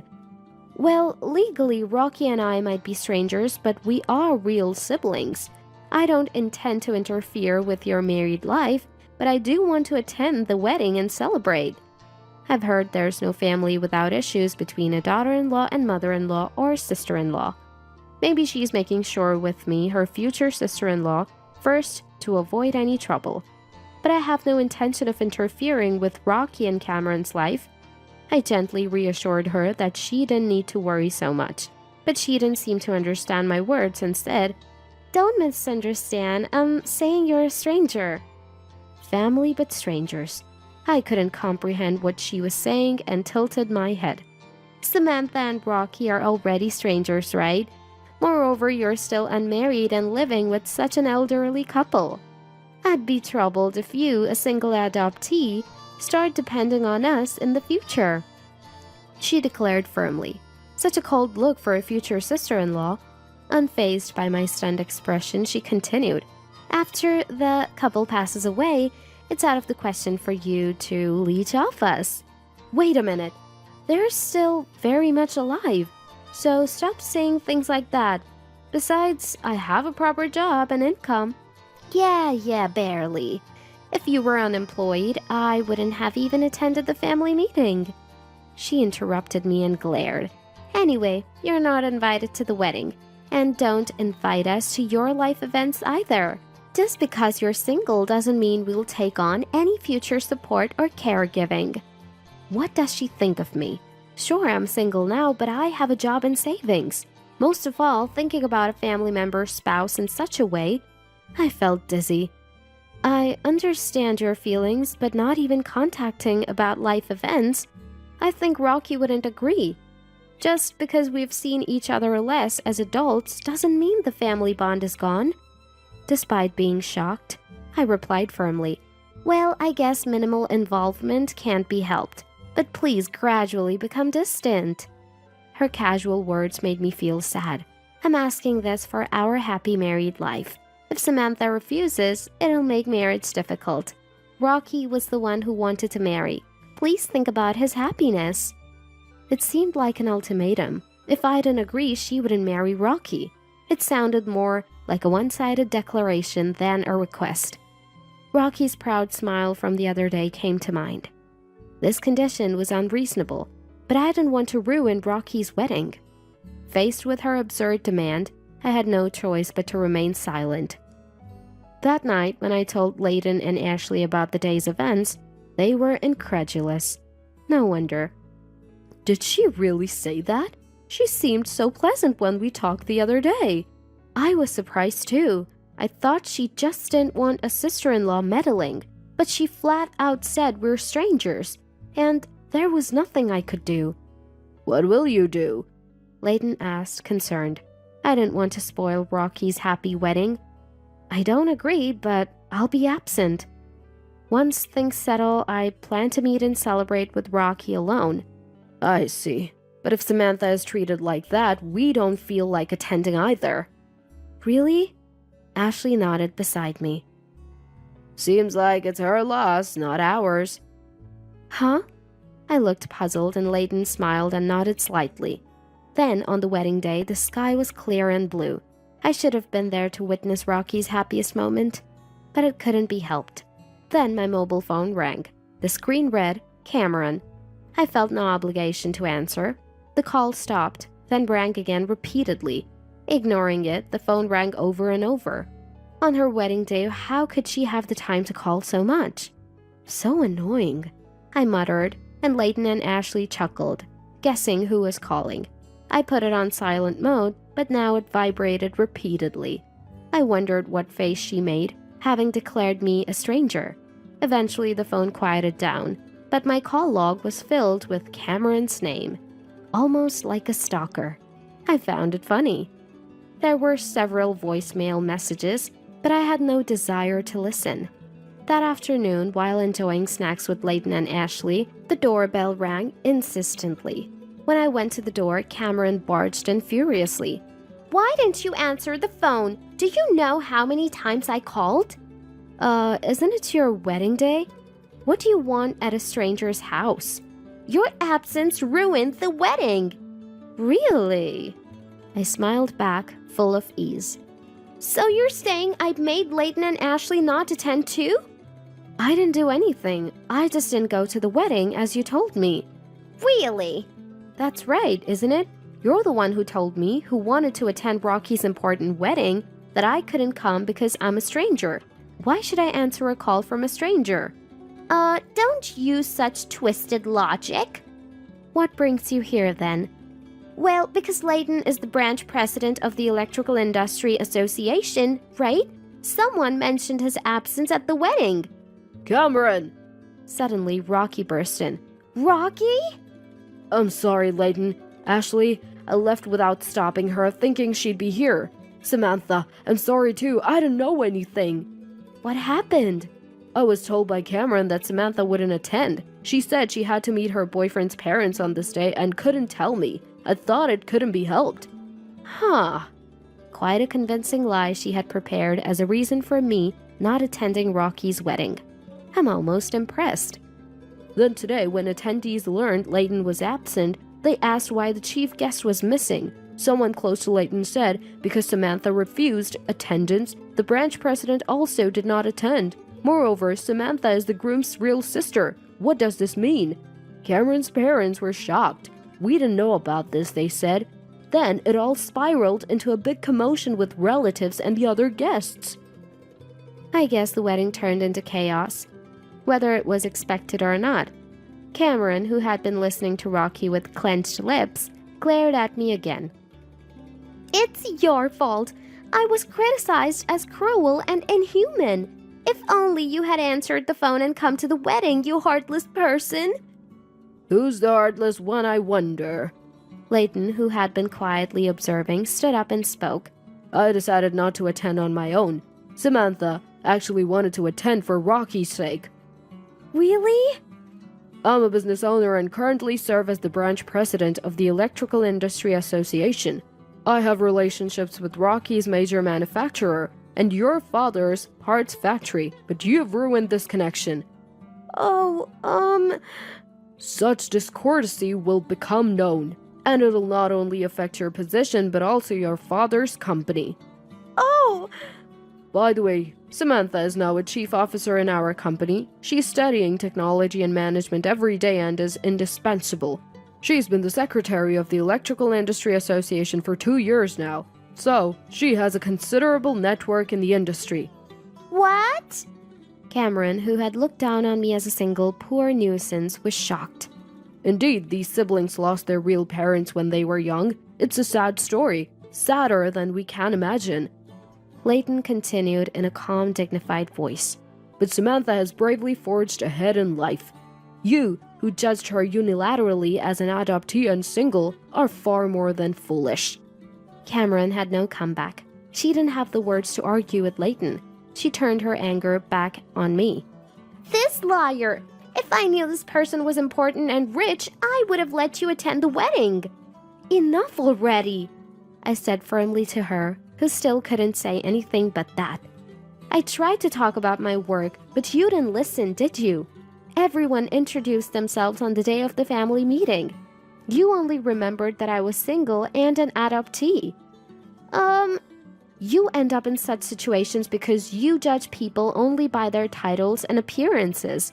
I'm not here because I can't afford to live alone, but because I want to be with my parents, Leighton and Ashley. What? We're family. Now, stranger, please leave. Wait, if you don't mediate, I'll be the bad guy. Do something, sister. I'm not your sister. I'm a stranger. I smiled and corrected her. He's my cute little brother's fiancé, so you're like a sister. Stubborn, aren't you? Take responsibility for what you said. If you smooth things over, I'll take back what I said before. There's nothing I can do as a stranger. Wait, what? Then, goodbye. Wait, don't go like that! Come on, let's go. I still have a lot of questions for you. Cameron, still protesting, was forcibly taken away by Rocky. After that, Rocky and Cameron's wedding was called off midway, and Cameron was billed for the cancellation fees. She complained it was unfair, but her parents accepted it was their daughter's fault. Her father's company, though she was a president's daughter, was just a small factory. Maintaining relations with Rocky's major company and the Electrical Industry Association, where Leighton served as branch president, was vital for the survival of their business. Now, due to her actions, her parents were busy apologizing. Of course, she was scolded severely for causing such a situation and wasn't even allowed to return home. She tried to stay with friends, but after the wedding fiasco, they distanced themselves and no one was willing to help. Rocky came to apologize for what happened. It turns out she only liked me because I work at a big company and have no parents, so I'm not a hassle. And treating Samantha like a nuisance, I hate that I couldn't see through her. We all cheered up the downcast Rocky together with Leighton and Ashley. It's good that the marriage certificate wasn't issued yet. She was pretty, and if she hid her true nature in front of you, it's no wonder you were deceived. Rocky is too kind. It's unfortunate about her, but you'll surely find someone who truly loves you. Really? Here, Rocky, your favorite sweets from that shop. Let's have some coffee. This incident seemed to have brought me closer to Rocky, whom I hadn't seen much since we became adults. I realized I had been neglecting to keep in touch with Rocky too. The reason for our reunion was his marriage announcement, so in that sense, I guess I should be thankful to her. Watching Rocky talk with Leighton and Ashley just like a real family, I thought about this. Friends, lovers, family. Maybe we tend to take those closest to us for granted and forget to care for them over time. I want to cherish and protect this happiness, taking care of the important people in my life. Are your loved ones doing well? Oh, sorry. I thought you were going through trash. With that, Emma showed a triumphant smile, unaware she was making a mistake that would end her life. My name is Sally. I'm 32 years old. I work as a seamstress at a TV and film studio, fixing costumes. The costumes at the studio are diverse, ranging from extravagant period pieces to everyday clothes used in contemporary shows. I alter the designs to fit the era and size them to fit the actors, repairing any wear and tear from filming. My daily work involves handling clothes using sewing machines and irons. My actual specialty is sewing. Though my main job is to fix clothes, I'm also skilled at creating garments from scratch. Since I was young, I learned needlework by watching my mother. That's why I consider this job my true calling. The hours are a bit irregular and sometimes the demands are unreasonable, but I love my work. I hope to work here forever. I met my husband Joe at this studio. Joe was in charge of taking care of the actors. We're 3 years apart in age, And since we saw each other every day, we naturally grew closer over time. 2 years after we met, amidst our busy schedules, we eventually got married. We began our new life together. But just as the new life started, my mother suddenly fell ill and passed away, forcing Joe and I to postpone our wedding. Originally, we had planned a simple ceremony at a local church with just family, but the delay prompted us to save up for a proper wedding and honeymoon. Given our irregular work schedules, we thought it wasteful to rent a house just to sleep in. So to save for the wedding and honeymoon, Joe and I started living with his mother, Emma, at his family home. I lost my father early, and coincidentally, Joe had the same experience. My mother was the only surviving parent, and Joe worried about his mother living alone. I wanted to get along with Emma, but in hindsight, that was the beginning of a nightmare. Emma had no intention of getting along with me.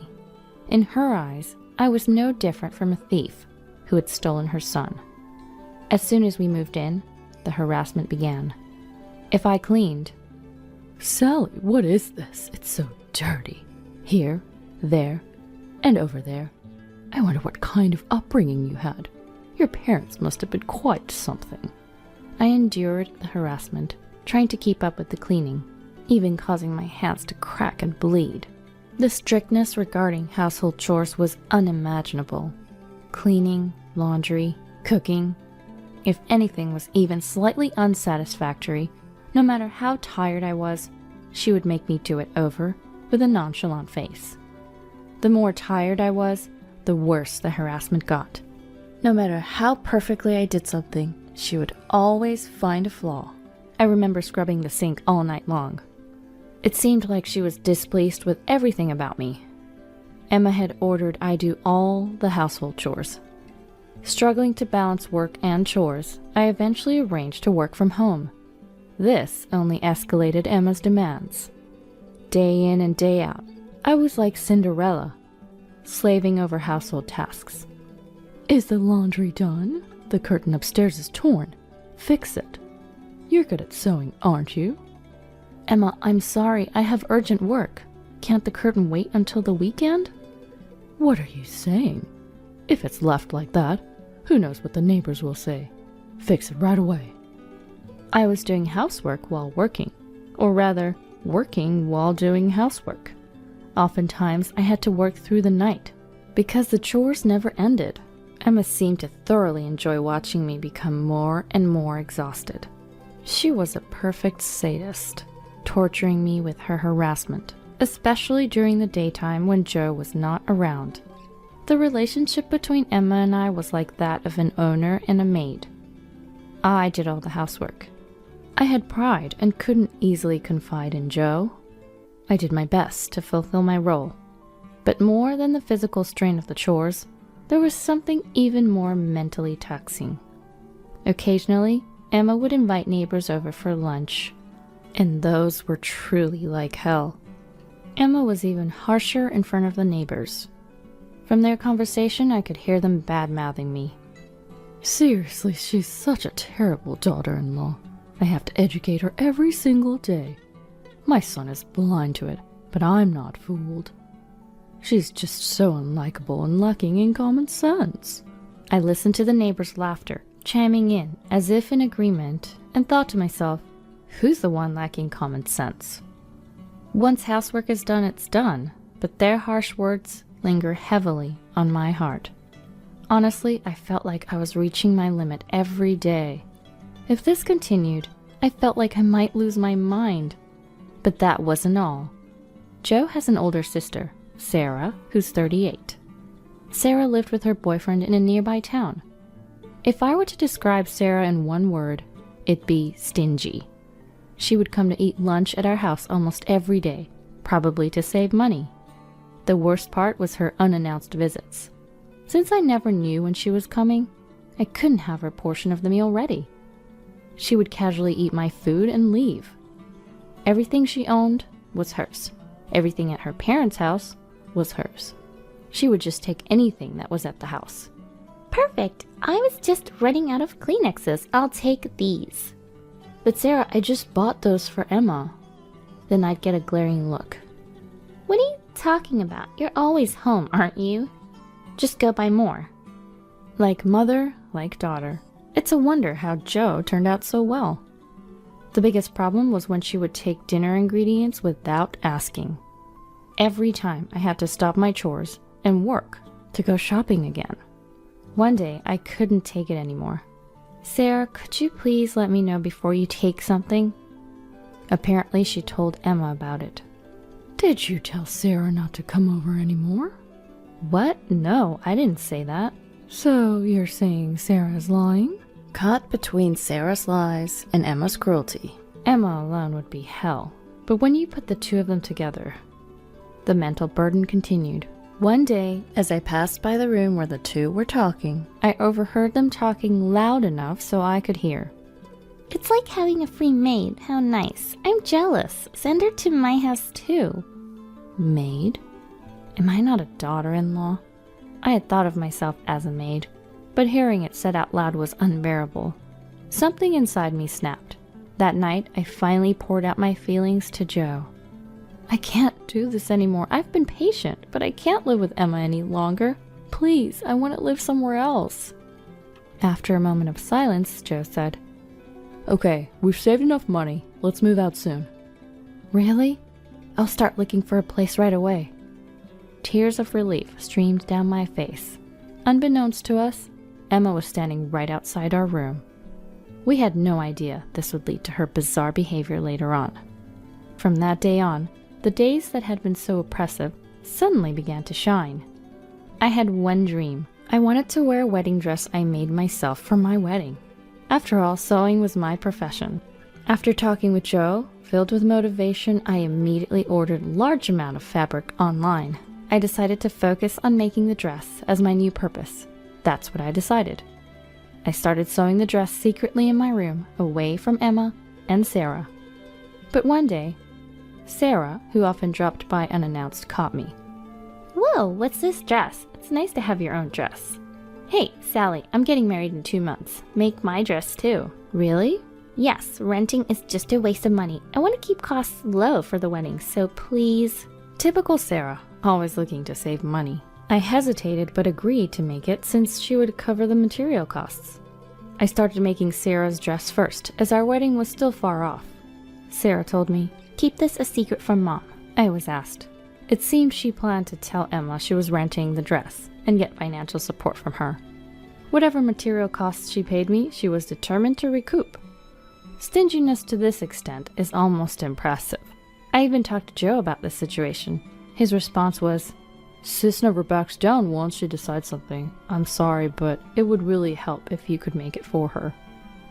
I was asked. Feeling positive, I answered with a smile. Leave it to me. I'll do my best. I was getting paid, so I felt motivated. I thought of it as practice for making my own dress without spending on materials. I also had a little bit of hope that this might improve my relationship with Sarah. So I immersed myself in dressmaking between housework and my main job. Even Emma seemed to realize what I was up to. She occasionally peeked into my room. Sarah's wedding was approaching fast, and the dress was nearly complete. Then one day, Emma appeared in my room with a smile. You're working hard again today. Aren't you tired? Yes, a bit. Her sudden change in demeanor was unsettling. I'm going to make some coffee. Why don't you take a break? Really? That would be great. Thank you. No worries at all. I'll bring it to you later. Thank you very much. I appreciate it. As Emma left humming, I felt a strange unease. Emma making coffee for me? That's never happened before. Could it be something more sinister? Different thoughts raced through my mind, but there was no point worrying. I decided to get back to work. I was just adding the final touches of lace. The end was in sight. Despite it being Sarah's dress, I found myself putting love into it. Suddenly I smelled coffee. Emma knocked on the door. Sally, may I come in? Oh, what is it? The next moment I was shocked. Emma entered with a tray piled high with cups and saucers, all filled with coffee. Emma, wait! It wasn't just for two. It looked like she was preparing for a party. The tray was so heavy her arms trembled, as I instinctively moved to stop her from entering further. Oops. Emma pretended to trip. The sound of cups breaking and coffee splashing everywhere filled the room. For a moment, I couldn't comprehend what happened. Everything felt like slow motion. Looking down, my yellow-colored dress was stained like a giraffe pattern. Ah! I screamed involuntarily. I didn't miss the brief smile on Emma's face. Oh no, I'm so sorry. It wasn't on purpose. Did you get burned? Wait, is that a dress? I thought you were going through trash. I was speechless. The shock of her actions left me frozen. Then Emma feigned concern. Oh dear, you can't have your wedding like this, can you? My suspicions turned into certainty. Emma was trying to sabotage our wedding. Her plan was to ruin our plans to move out after the wedding. But I couldn't afford to be angry now. I rushed to the bathroom with the stained dress. I frantically rinsed the coffee off. I knew the stain would set if I didn't act quickly. Emma watched with a malicious grin. Need any help? No, I'm fine, I replied coldly. I was in anger and panic. Then someone appeared behind Emma. What's this? Are you bullying Sally again? It was Sarah. No, I just accidentally spilled coffee on her dress, Emma said with apparent enjoyment. This was bad, but the situation took an unexpected turn. What? Are you serious? That's my dress. Wait, what? Emma was speechless. Yours, Sarah? What do you mean? I can't believe this. I had her make my dress. What am I going to do? My wedding is in 2 weeks. Emma was panicking like I'd never seen before. There's no way. While listening to their ridiculous exchange, I continued to wash the dress I had been working on for months for my sister-in-law. As I washed the dress, I thought to myself, I hadn't told anyone I was making the dress for Sarah, so Emma must have thought the dress was for me. She wouldn't have deliberately spilled coffee otherwise. If she had known it was for Sarah, there'd be no reason to ruin it. Joe and I planned to leave this dreaded family home after the wedding. To Emma, I was always the thief cat who stole her beloved son. She couldn't bear the thought of the woman she saw as a mere maid taking her son away. She thought by sabotaging our wedding, her son would stay home. Such petty thoughts led to her bizarre actions. Sarah was furious, blaming Emma and attacking her. How could you do this? Everything is ruined. I can't believe my own mother would destroy my wedding. I'm sorry, Sarah. Please forgive me. I didn't know it was your dress. You don't think I did it on purpose, do you? Emma finally spoke her true feelings. While listening, I pretended not to hear and continued washing the dress. Then, so, you thought it was Sally's dress and deliberately stained it. A man's voice echoed. Everyone turned around at once. Oh, Joe, when did you get here? So that's what happened, Mom? Joe stood there with an indescribable expression. I was so focused on washing the dress and listening to their argument that I hadn't noticed Joe's arrival at the perfect moment. He had been silently observing the ugly quarrel between his mother and sister. Joe slowly began to speak, looking utterly disappointed. You saw Sally working hard on that dress every night, and yet you deliberately stained it. That's truly despicable. It's not like that. This is... Don't make excuses, Joe shouted. Emma and Sarah were taken aback. Emma, in particular, had probably never imagined being yelled by her son she cherished so much. Joe continued calmly, yet sadly. I'm disappointed, Mom. Sally had been enduring your attitude all this time, and we both hoped that one day you might change. Sally was patient for my sake, because you're my mom. Hearing this, I felt tears welling up. I had somewhat seen Joe as indecisive and too submissive to his mother, but that was a complete misconception. Before me stood a man determined to protect the woman he loved. Joe's firm stance, though out of place in the situation, made me fall for him all over again. He continued addressing Emma. And it all comes down to this? I can't just overlook it. Mom, sorry, but Sally and I are leaving this place as soon as possible. I plan to stay here until the wedding for your sake, but I can't stay any longer. This time it was just a dress, but who knows if Sally could be in danger next time. It'll be too late then, Mom. Danger? I would never put her in danger. How can you even say that after ruining Sally's hard work so casually? Joe's anger was palpable, but this was his mother. Instead of using abusive language or an overbearing attitude, Joe quietly vented his anger on Emma. His expression was something I had never seen before, anger mixed with an indescribable sadness. He was denying everything about his mother who had always doted on him. Emma seemed deeply affected. She was speechless, reduced to tears. Emma, who was usually quick to aggressive remarks, was now crying. Sarah was also stunned, alternating her gaze between Joe and Emma. Later, Sarah canceled her wedding. Since it was so close to the date, she was not getting any of her money back. It's not my fault at all. Emma was the one who paid for it, so Sarah wasn't losing any money. Emma seemed to finally regret her thoughtless harassment that had spiraled out of control. The shock of being scolded by her son also left her quite weakened. But the issue wasn't confined to our house. Sarah's sudden cancellation angered her boyfriend and his family. Eventually, Sarah ended up breaking up with him. Emma was continually blamed by Sarah for this outcome. After we left the family home, Emma occasionally contacted us. She was asking for money. One reason she didn't want us to leave was the financial aspect. While living together, we contributed to the household expenses. But Emma had no income apart from her pension. It seemed she had been relying on our money. However, every time Emma called asking for money, Joe refused.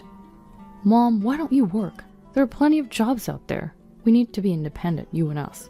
Please, leave us alone." Emma pleaded not to be abandoned, but Joe remained firm. His resolve seemed to stem from a sense of duty. Later, Emma started working as a janitor. Her strictness with cleaning seemed to fit the job, which was ironically a bit amusing. Sarah, after breaking up with her boyfriend and moving out of their apartment, returned to live with Emma. She completely stopped working, relying on Emma's part-time income and pension. I saw her once, and she was unrecognizably overweight. Joe and I moved into an apartment and are enjoying our new, happy life. There's no one here to make snide remarks or be sarcastic. Our life now is so blissful compared to our time in that dysfunctional family home. We've finally set a date for our wedding. We decided on a small ceremony with just friends and colleagues, and chose not to invite Emma and Sarah. We didn't want any disturbances, especially considering both are in a dark place right now. But that's just how it has to be. They brought it upon themselves. I've started making a new dress for the big day. It's going to be much more beautiful than the one that ended up with a giraffe pattern. My name is Harper. I'm 28 years old and run a leather shop. I married Lucas, a customer who ordered a wallet for my workshop 4 years ago. We have 3 children, Oliver, 14, and Mason, 12, Lucas's sons from a previous marriage, and Noah, our 3-year-old. Lucas owns a pizzeria. I heard his first marriage didn't work out due to his ex-wife's infidelity. I don't regret marrying him, but I'm really struggling with his 2 older boys. They just haven't been taught basic manners. Things like table manners and folding their clothes neatly. I've tried teaching them, but they don't listen, not seeing me as their mother. Thankfully, there's no sibling rivalry, as they both adore our youngest, Noah. Oliver and Mason eat a lot, so it's helpful when they play with Noah while I'm cooking. But beyond that, they seem to harbor some hostility towards me. Their speech and thought patterns are just like their father, Lucas. I thought I was marrying a reliable leader before our wedding, but he became more commanding after we tied the knot. He must have always been self-centered. Since Lucas talks to me in such a manner, the kids probably think it's acceptable. Lucas comes home late, so the kids eat dinner before him. I'm teaching Noah how to use a fork and spoon, but Oliver and Mason complain about it. "Noah, you don't need to learn the correct way. As long as you can eat, it's fine." "That's right, you can't eat like me with any style." This makes it hard for Noah to practice. For Noah, holding it correctly looks cooler. In private, I encourage him, and we continue practicing slowly. However, the one thing the kids look forward to is Parents' Day at school. They seem proud to have a young mom. They check what I'll wear and how my hair will be styled for Parents' Day. After it's over, they wait for me and make a show of our close relationship, but in a soft voice. We call you Mom, but we don't consider you our mother, they always say. I reply, okay, I'll keep trying until you accept me. I plan to raise them equally with Noah. Lately, Oliver, maybe in his rebellious phase, seems to disdain me, almost like he sees me as a servant. I feel a growing distance between us. Initially, I tolerated it, as typical teenage behavior, but it became too much, so I talked to Lucas. Hey, Oliver's defiance is getting out of hand. Am I supposed to do something about it? He replied, showing his usual disinterest. Frustrated by his attitude, I still insisted he take it seriously, as it's about his son and our family. Tired of my talk, Lucas said, I'm going to bed, and tried to leave. I quickly told him about Oliver's behavior. When I try to eat with him, don't come near me. Don't talk to me, he says. He also tells me, I have a real mom, so stop acting like one. And Mason copies him, which hurts. Lucas just nods while looking at his phone. Listen to me and think about it, I insisted. I am listening. Stop nagging. You're worrying about this shows you're not a real mom. If you think you're a mother, figure it out yourself. Parenting is a mother's job, right? Parenting is a responsibility of both parents. Lucas clicked his tongue and said, You make this home uncomfortable. I come home tired and need relaxation. Maybe you should let their real mom take them. As he headed to the door, I asked where he was going. To my woman's place. You knew, right? Are you cheating? I asked. You didn't know? How much do you trust me? You're so naive. He laughed, then left. That only added to my confusion and worries. Lucas didn't come back after that. Oliver and Mason continued their defiance. I searched online for how to deal with rebellious teens and tried to avoid the listed don'ts. Don't react to every reaction. Keep a watchful distance. I stuck to these. While working in my workshop, I pondered what to do about Lucas and the boys. Noah, our youngest, has become increasingly clingy, uneasy about the changing environment and reluctant to go to childcare. One evening while cooking dinner, Oliver and Mason approached me. We heard her dad say our real mom wants to take us back. Dad said that? I don't know. Then Mason, looking happy, said, Big brother contacted Dad and arranged to meet our real mom today, so we don't need the dinner you made. We're going to our real mom's place. You're pitiful, abandoned by both Dad and us. I wanted to respect Oliver and Mason's desire to meet their real mother, but I mentioned they needed Lucas's approval. Dad said to decide after meeting our real mom. We'll eat tonight and leave with our stuff tomorrow. I realized that Lucas, Oliver, and Mason had already discussed this. You're pitiful, abandoned by both Dad and us? Deeply hurt me. And so, Oliver and Mason left to meet their real mom. The repeated mention of our real mom made me lose all confidence as a mother. Hours later, they returned, seemingly overjoyed from their meeting, too excited to even notice Noah talking to them. They were so excited about their mothers that they could not hear Noah when they spoke to each other, and they began to pack their bags. I asked Oliver, Are you going to live with your mom? When will you come back? Perhaps my question hit a rebellious nerve, as Oliver ignored me. Mason said, Mom wants to live with us. She'll ask Dad to let us stay with her forever. Goodbye. I contacted Lucas, likely living with his affair partner, to ask if he knew and consented to the boys living with their mother. Lucas revealed that his ex-wife had long wanted the kids back, and he thought it was best to let them choose. Feeling everyone involved wanted this, I told Lucas. Understood, I said. When I spoke to Lucas after a long time, he was calm. I wanted to confront him about living with his affair partner and our future. Lucas' response was, "Oh, I was planning to come home and talk about this. I'm living with her now. She's pregnant, so I'm taking responsibility. Let's get divorced." "Pregnant? Divorce?" I was overwhelmed by loneliness. My cherished family had long been broken. To Lucas, Oliver, Mason, and even their mother, I was just disposable. My mind went blank, tears uncontrollably flowing.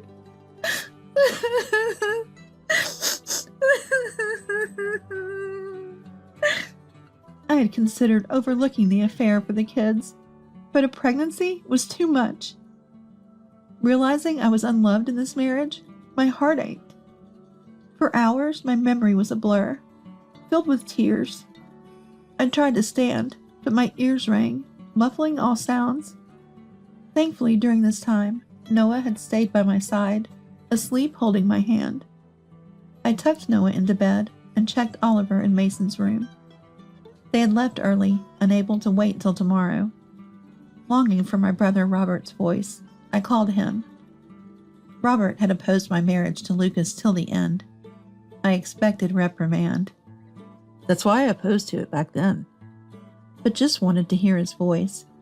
I broke down before Robert even answered. When he did, I couldn't speak through my sobs. Sensing something, Robert said he'd come over. I couldn't bear being alone, and waited for him at the door. Robert, living nearby, arrived in about 10 minutes, bringing lots of beer. "When you're upset, drinking's the best," he said, putting his arm around me and leading me inside. He went into the kitchen, checked the fridge, and started cooking with what was available. "Stop crying before the food's ready. You'll make everything too salty," he joked, trying to cheer me up. Noah woke up, delighted to see his favorite uncle. Robert's cheerful nature makes him beloved by everyone, from kids to the elderly. Reflecting, I realized Robert's opposition to my marriage might have been because he saw Lucas's true nature. Thanks to Robert, I stopped crying and regained some calm. Robert brought the food and beer to the table. He told me to sit across from him, so I did. Noah naturally sat on Robert's lap, being affectionate. I realized I hadn't made Noah this happy or seen him smile like this recently. Feeling guilty for always trying to please Lucas, Oliver, and Mason, I blamed myself for that. Robert said, "Have you eaten anything today? You haven't, right? No excuses. Eat." He waited for me to eat. I tried a bite of Robert's cooking and was surprised at how delicious it was. Noah also said it was tasty and ate more than usual. Before I knew it, my son and I had finished everything. After we ate, I finished the dishes while Robert played with my son. When I joined them, Noah was sleeping peacefully on Robert's lap. After putting my son to bed, Robert sat next to me on the sofa. "So what happened? Tell me," and asked. I told him everything that was in my heart, and he listened intently, nodding. After I finished, Robert asked, "Is that everything?" "That's what I hear." "Yes," I replied. "Harper, since you got married, the only happiness you had is Noah's birth, right? And the only fun, his growth. How about Noah, seeing his mom unhappy? Let's think about Noah's happiness together," he said. Then we toasted with beer, laughed, cried, and got angry. With Robert's help, I decided to move forward. When I woke up in the morning, I was in bed with Noah. Robert had made breakfast for Noah and me before leaving a letter behind. The letter read, "Harper, keep protecting Noah. I'll keep protecting you. Get ready to move." After reading the letter, I slowly talked to Noah. "Your brothers and dad are gone, so you and I will move." Noah understanding something even at 3. "I'm okay, as long as I'm with Mom." We decided to prepare for the move together and took the day off from childcare. We packed up our few belongings and, with Robert's help, completed the move using his car. The new location is on the 2nd floor of the workshop. The new home was above the workshop, which was a renovated part of my late parents' house, with the 2nd floor unused. Robert suggested and helped execute the move there. After settling in, I informed Lucas I agreed to the divorce. Lucas seemed relieved and cheerful. I'm taking only Noah. Just need child support for him, I said. Lucas, already having plans for Oliver and Mason, didn't object. He agreed to pay a lump sum for alimony and Noah's child support. I told him I'd sign the divorce papers after confirming the deposit. His pizzeria, popular for its all-you-can-eat and drink, was profitable, so he transferred the agreed amount quickly. I met Lucas at a cafe, signed for the divorce papers, and submitted them to the court together. Lucas wanted to ensure I really filed for divorce. After submitting the papers, we parted ways, with Lucas in a good mood. I returned to the workshop and worked until it was time to pick up Noah from childcare. I was able to focus on work for the first time in a while. At childcare, I was relieved to hear from the teacher that Noah seemed unchanged. Our life as a twosome at home began, with Noah as cheerful as always. A week into our new life, Oliver called. Hey, why aren't you here? I'm hungry. Come back and make dinner. You don't do housework without us. Confused, I said, What? I'm not coming back. Didn't Dad tell you? Oliver, unaware. I'll call Dad, then I'll call you again. He said he'd call back after talking to Dad. I wondered why Oliver and Mason, supposedly with their mother, were at our old house, but decided not to dwell on it, as they were no longer my concern.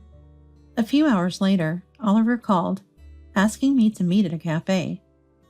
At first, I'm not going. However, he said that if I didn't come, he would come to the workshop. So I reluctantly decided to head to the cafe. When I arrived at the cafe, Oliver, Mason, and Lucas were already there. I remained standing. What business? I asked. Then there was Oliver. I heard what you said. I'm going too. Mason nodded and seemed to be waiting for my response. But I decided to summarize the incident. You're living with your mother. You went to the house we used to live in together. You called me to make food because you were hungry. I told you to ask Dad why I'm not there, and you called him. You called me to this cafe. Is that okay? So what's the reason? I asked, and Oliver started to tell his story rapidly. They lived with their mother, but she dumped all the housework on him and Mason and did nothing herself. Sometimes her boyfriend would come over, making them feel uncomfortable. They were told not to go to high school, but to work and contribute money to the house immediately.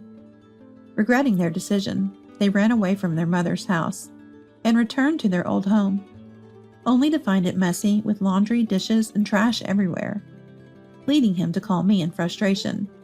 He called his dad, as I suggested, and learned about our divorce for the first time.